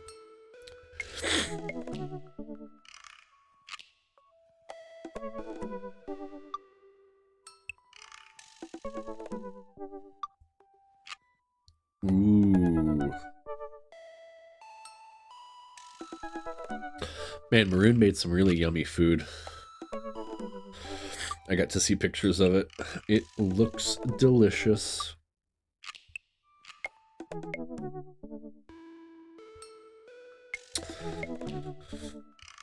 trying to decide. I should probably go to the gym tonight, but also I really just want to get the editing taken care of. I'm like so far behind on everything.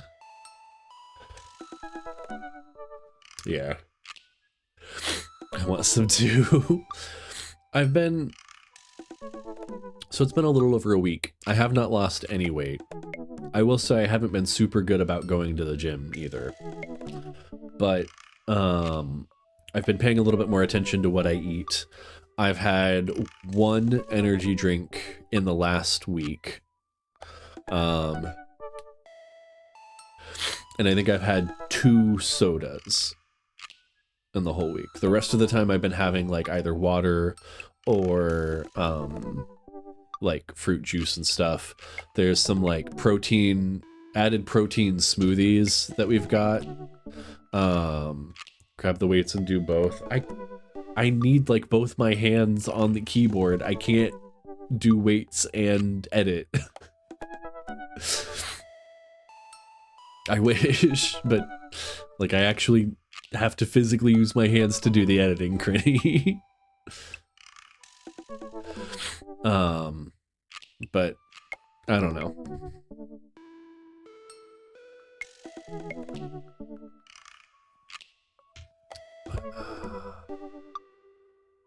We'll get there.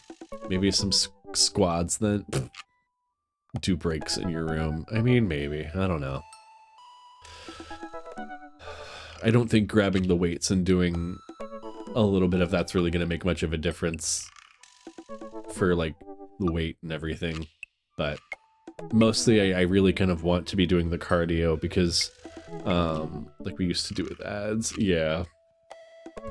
Having the fitness tracking and stuff now, I've realized how much my heart rate has changed from what it used to be.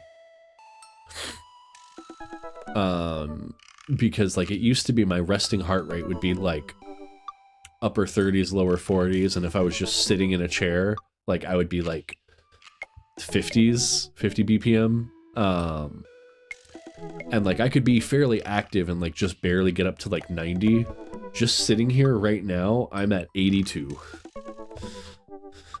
And just getting in and out of the truck and stuff at work and like grabbing totes, like I'm not even like going all that fast or lifting anything all that heavy most of the time. My heart rate still bumps up to like 120, 130. It's not good. I don't feel great about it. So I really want to work on like my cardiovascular system My knee feels weird and bad. Well, you've probably been sitting in a very uncomfortable position at your desk for like 4 hours. So that might have something to do with it, Critty. That fake heart rate, like I can see it, so it's high.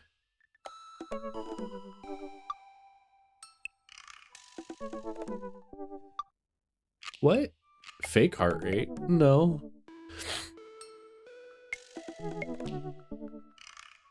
Don't give me that face, Crinny. Alright, okay, we're gonna go with something obscure. Now say, he who walks behind the rose. The twins tilt their head in confusion. Uh-oh. He walks?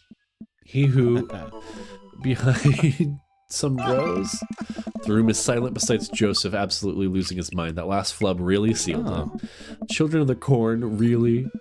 Is that not mainstream? Am I off my game or something fierce today? Great job, guys. We're scary.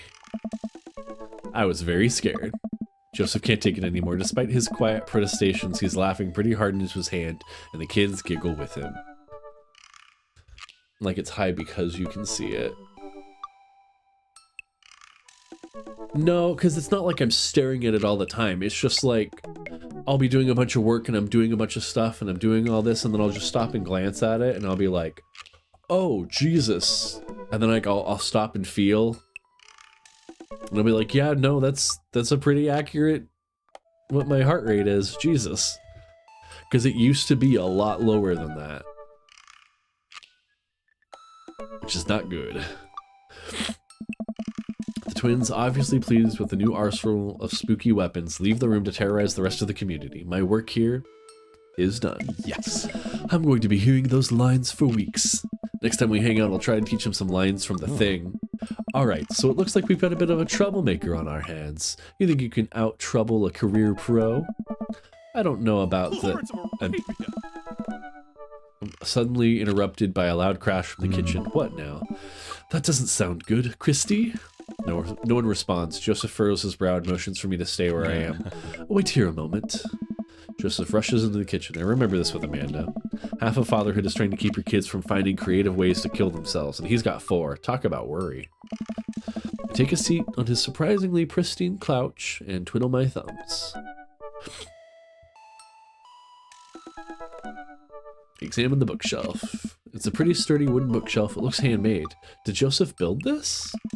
There's a big stack of what looks like travel magazines, hyenas off the Serengeti, the underwater mysteries of the Antarctic, and on and on.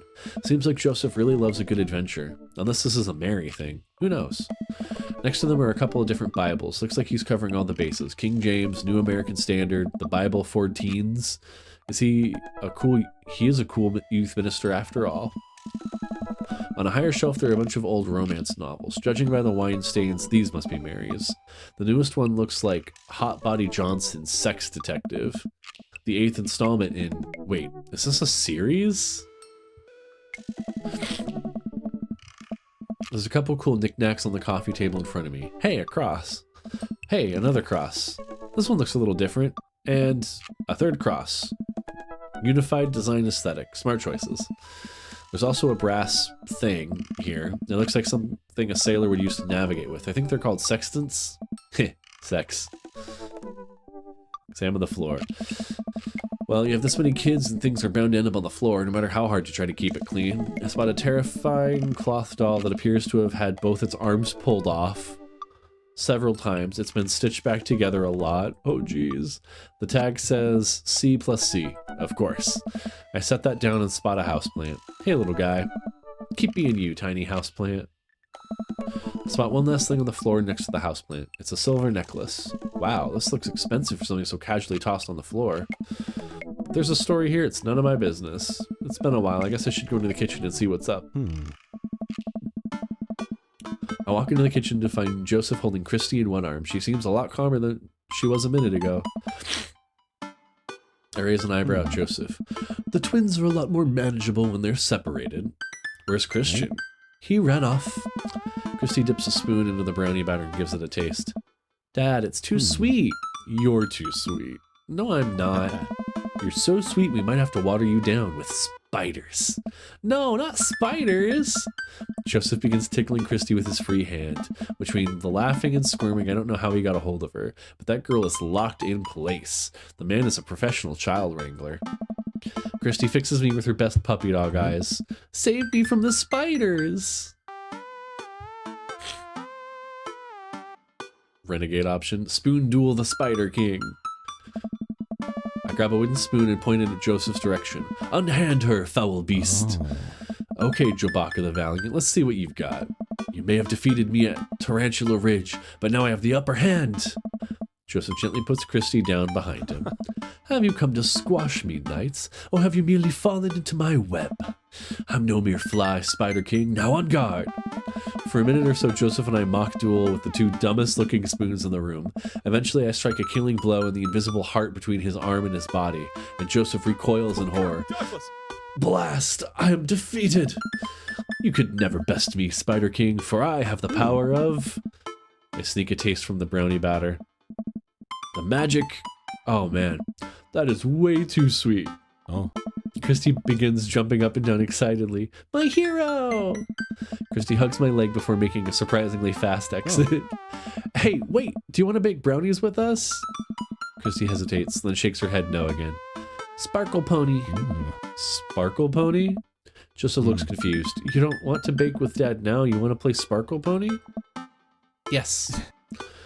Okay, go. Before Joseph could even finish his sentence, Christy ran out the door and down the hall. This is actually kind of great. I know, I love this. Ahead. Joseph sighs deeply as he stares into the chocolate batter. He tastes it again, face twisting. And that is still way too sweet. So what made that crash? Egg beaters on the linoleum floor. It's my new techno single. Still haven't thought of a B-side. Now we're both looking into the batter. It's got a sickly sheen of sugar and chocolate candies throughout. I have a feeling Christy had something to do with it. We need a fresh start. Oh, yeah, like I said, I'm not really a baker, but Yeah. don't even sweat it. The bag came with instructions that have mysteriously vanished along with my daughter, so we'll probably be fine. Probably. Yes. Yeah, probably. He certainly looks confident. Alright, Jobaka, you've baked a cake from a box before. Once. How hard can this be? Now grab a spoon and get ready to rock. Mario Batali, save me. Joseph and I set to work cracking the eggs and mixing the things and then pouring the things according to how we assumed the back of the box would tell us to. Things go according to plan, and soon enough we have a solid batch of brownies. Woo! Wait. Joseph has a little dot of batter on his nose. Wow, Jobaka, way to use those dad skills. I bet you baked a few box mixes in your time. His nose. Joseph, all we have to do is bring these to the bake sale and voila, duty done. Oh. Now help me find Christy. Keep an eye out for that pony the sparkles. Joseph, hold still. What? Thumb in position, and got it. Joseph's eyes go wide as I gently wipe off the chocolate off his nose. Is he blushing? Yeah. Oh, thanks. No problem. In less than a second, I've licked the batter off my finger. It's really good batter. We should find Christy. Yes, we should do that, Jobaka. Joseph quickly composes himself. All right, she can't be far. You take the Delta position and I'll watch her 6. Do you even know what that means? Alpha Tango Sparkle. Roger, roger. Joseph starts making his way down the hall and calls back to me. Take the brownies and the rest of the stuff I baked earlier today while I get Christy. We'll meet you out by the car. Hey. This is so cute. Oh my god. Joseph, Christy, and I arrive at the church parking lot to find fold-out tables and pop-up tents already set up. Looks like the bake sale is already in full swing. Wow, this place is packed. Is this... packed? There are a few people milling around. Must be a value pack. If you can count a city's population on your fingers and toes, this counts as packed. Point. Christy rockets out of the car and into the lot. Is she running on jet fuel? I want to sell brownies. Okay, let's get set up. I want to see Mom. She's down by the other row of tables helping out with another group. Want to go over there and tell her I said hi? Mom! Christy zips off immediately. Joseph seems unconcerned. Does she always run that fast?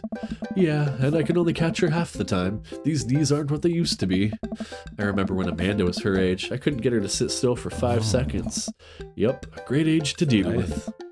While Christy's gone, Joseph and I arrange all of our baked goods on the table and settle in. So, are we allowed to eat any of our own goods? Look, if I don't see nothing, I don't say nothing. The man upstairs has strong feelings about snitches. Does he actually? Joseph shrugs. He eats a brownie. Looks like some of the other stalls are selling drinks, little handmade crafts, and other sweets. Whoa, someone brought a soft-serve ice cream machine. I gesture to it. How are we supposed to compete with that? Please, this isn't my first time in the rodeo, the bake sale rodeo. There's actually no rodeo here. It's just a bake sale. I think you and I put together can make one pretty convincing argument for these brownies, don't you? Sneak another brownie to ease your fear of public interaction? I hope so. Oh yeah. We high five. Oh, this is going so well. I love him too. He's so cute. If you bake it, they will come. It's not long before we have our first customers. Hey, dude. Hiya. Matt. Carmencita. Good to see you guys out here. Happy to support a good cause. Plus, you know, as the owner and proprietor of a coffee spoon, an establishment that specializes in baked goods, I have to scope out the competition. Joseph leans close to me. This guy knows his stuff. Stay on your toes. So, what recipe did you use for these brownies? Don't say you used the box recipe. Don't say you used the box recipe. We improvised. I just let the baking spirit move through me, you know? A little bit of flour here, pinch of salt there. Sort of like interpretive dance, but with cooking. Interpretive cooking, yes. You can never make the same thing twice. Every batch is special.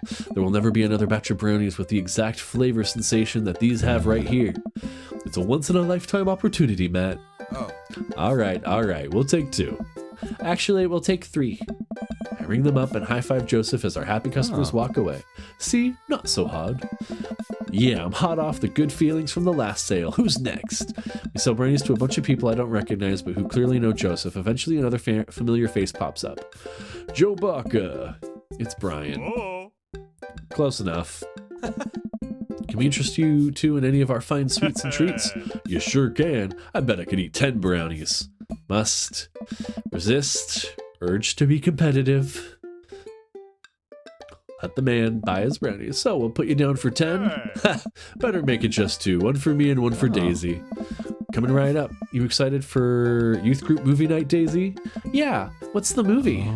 It's a surprise. Joseph leans over to me. It's The Fast and the Furious. Really?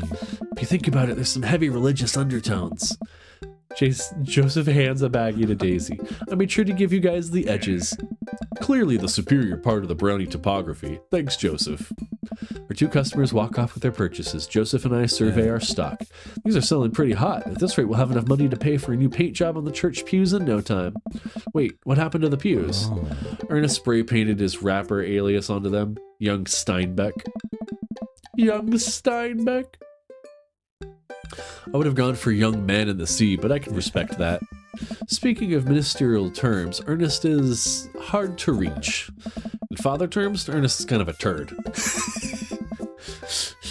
Being a cool youth minister seems like a lot of work. It is, but it's worth it. Although, sometimes I wish... Never mind. What? It's kind of silly, but do you ever wish you could just drop everything and go lounge around on a beach somewhere in the tropics, drink fruity blended beverages, fall asleep on a hammock, you know, basically live out a Jimmy Buffett song? Joseph, I think about this every single day of my life. My dream is to live in Margaritaville. One day, my friend, one day we'll be on island time.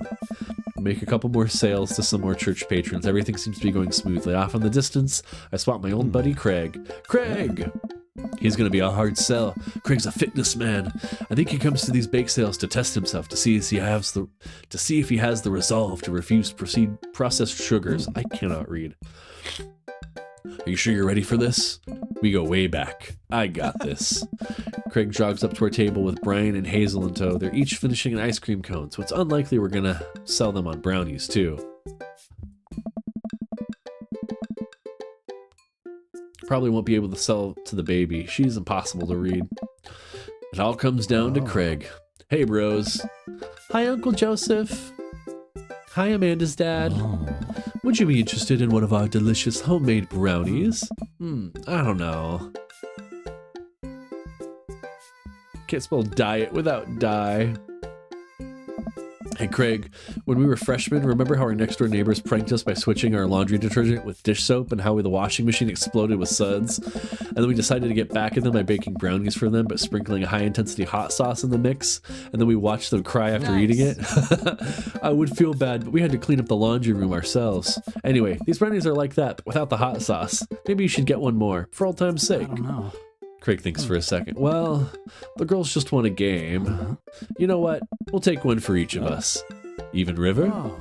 I'll eat hers. You've got yourself a deal. I'm sorry, why the hell were there eggplants that just flew off of him?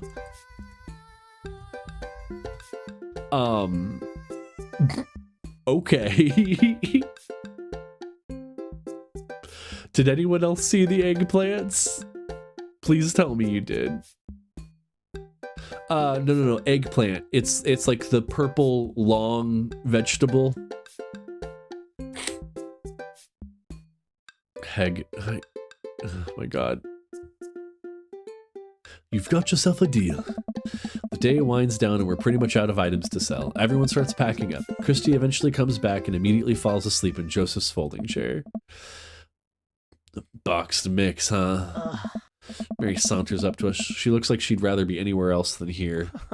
Oh, hi, honey. Yep, they're selling like hotcakes, which is, actually, they're just brownies. Cute. Oh my And God. boring and safe. Hey, Mary. Mary's eyes dart over to me. What's the rookie doing here? I was just hoping to introduce Joe Baca to the rest of the community. Uh-huh. You get a load of this freak show? What? Hey. Weird folk is all. Holier than thou types. Don't you think, Joe Baca? Yeah. Mary, let the kid answer the question.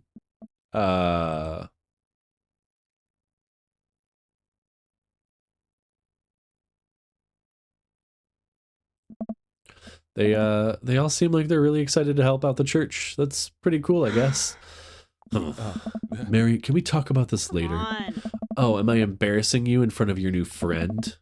Joseph doesn't respond, trying his hardest to keep his cool. Can we please talk about this later? Oh my God.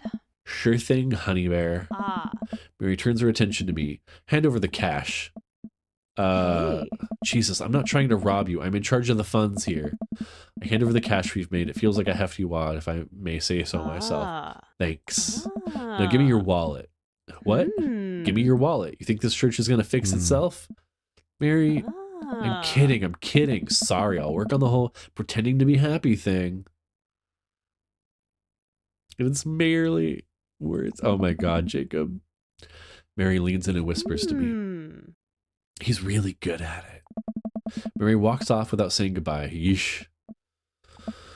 I'm really sorry about that. She really likes pushing your buttons, huh?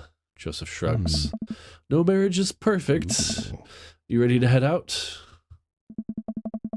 Joseph and I load the folding tables back into my car. Christy nods off the moment Joseph straps her into the car seat. I drop Joseph off in front of his house. A small yawn sneaks out of me.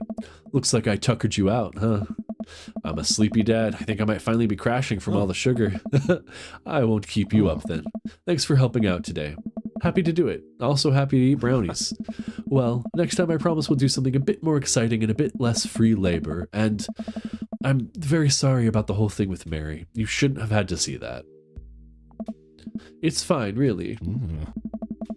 I know, but first hangout domestic problems aren't a good look. You barely know me.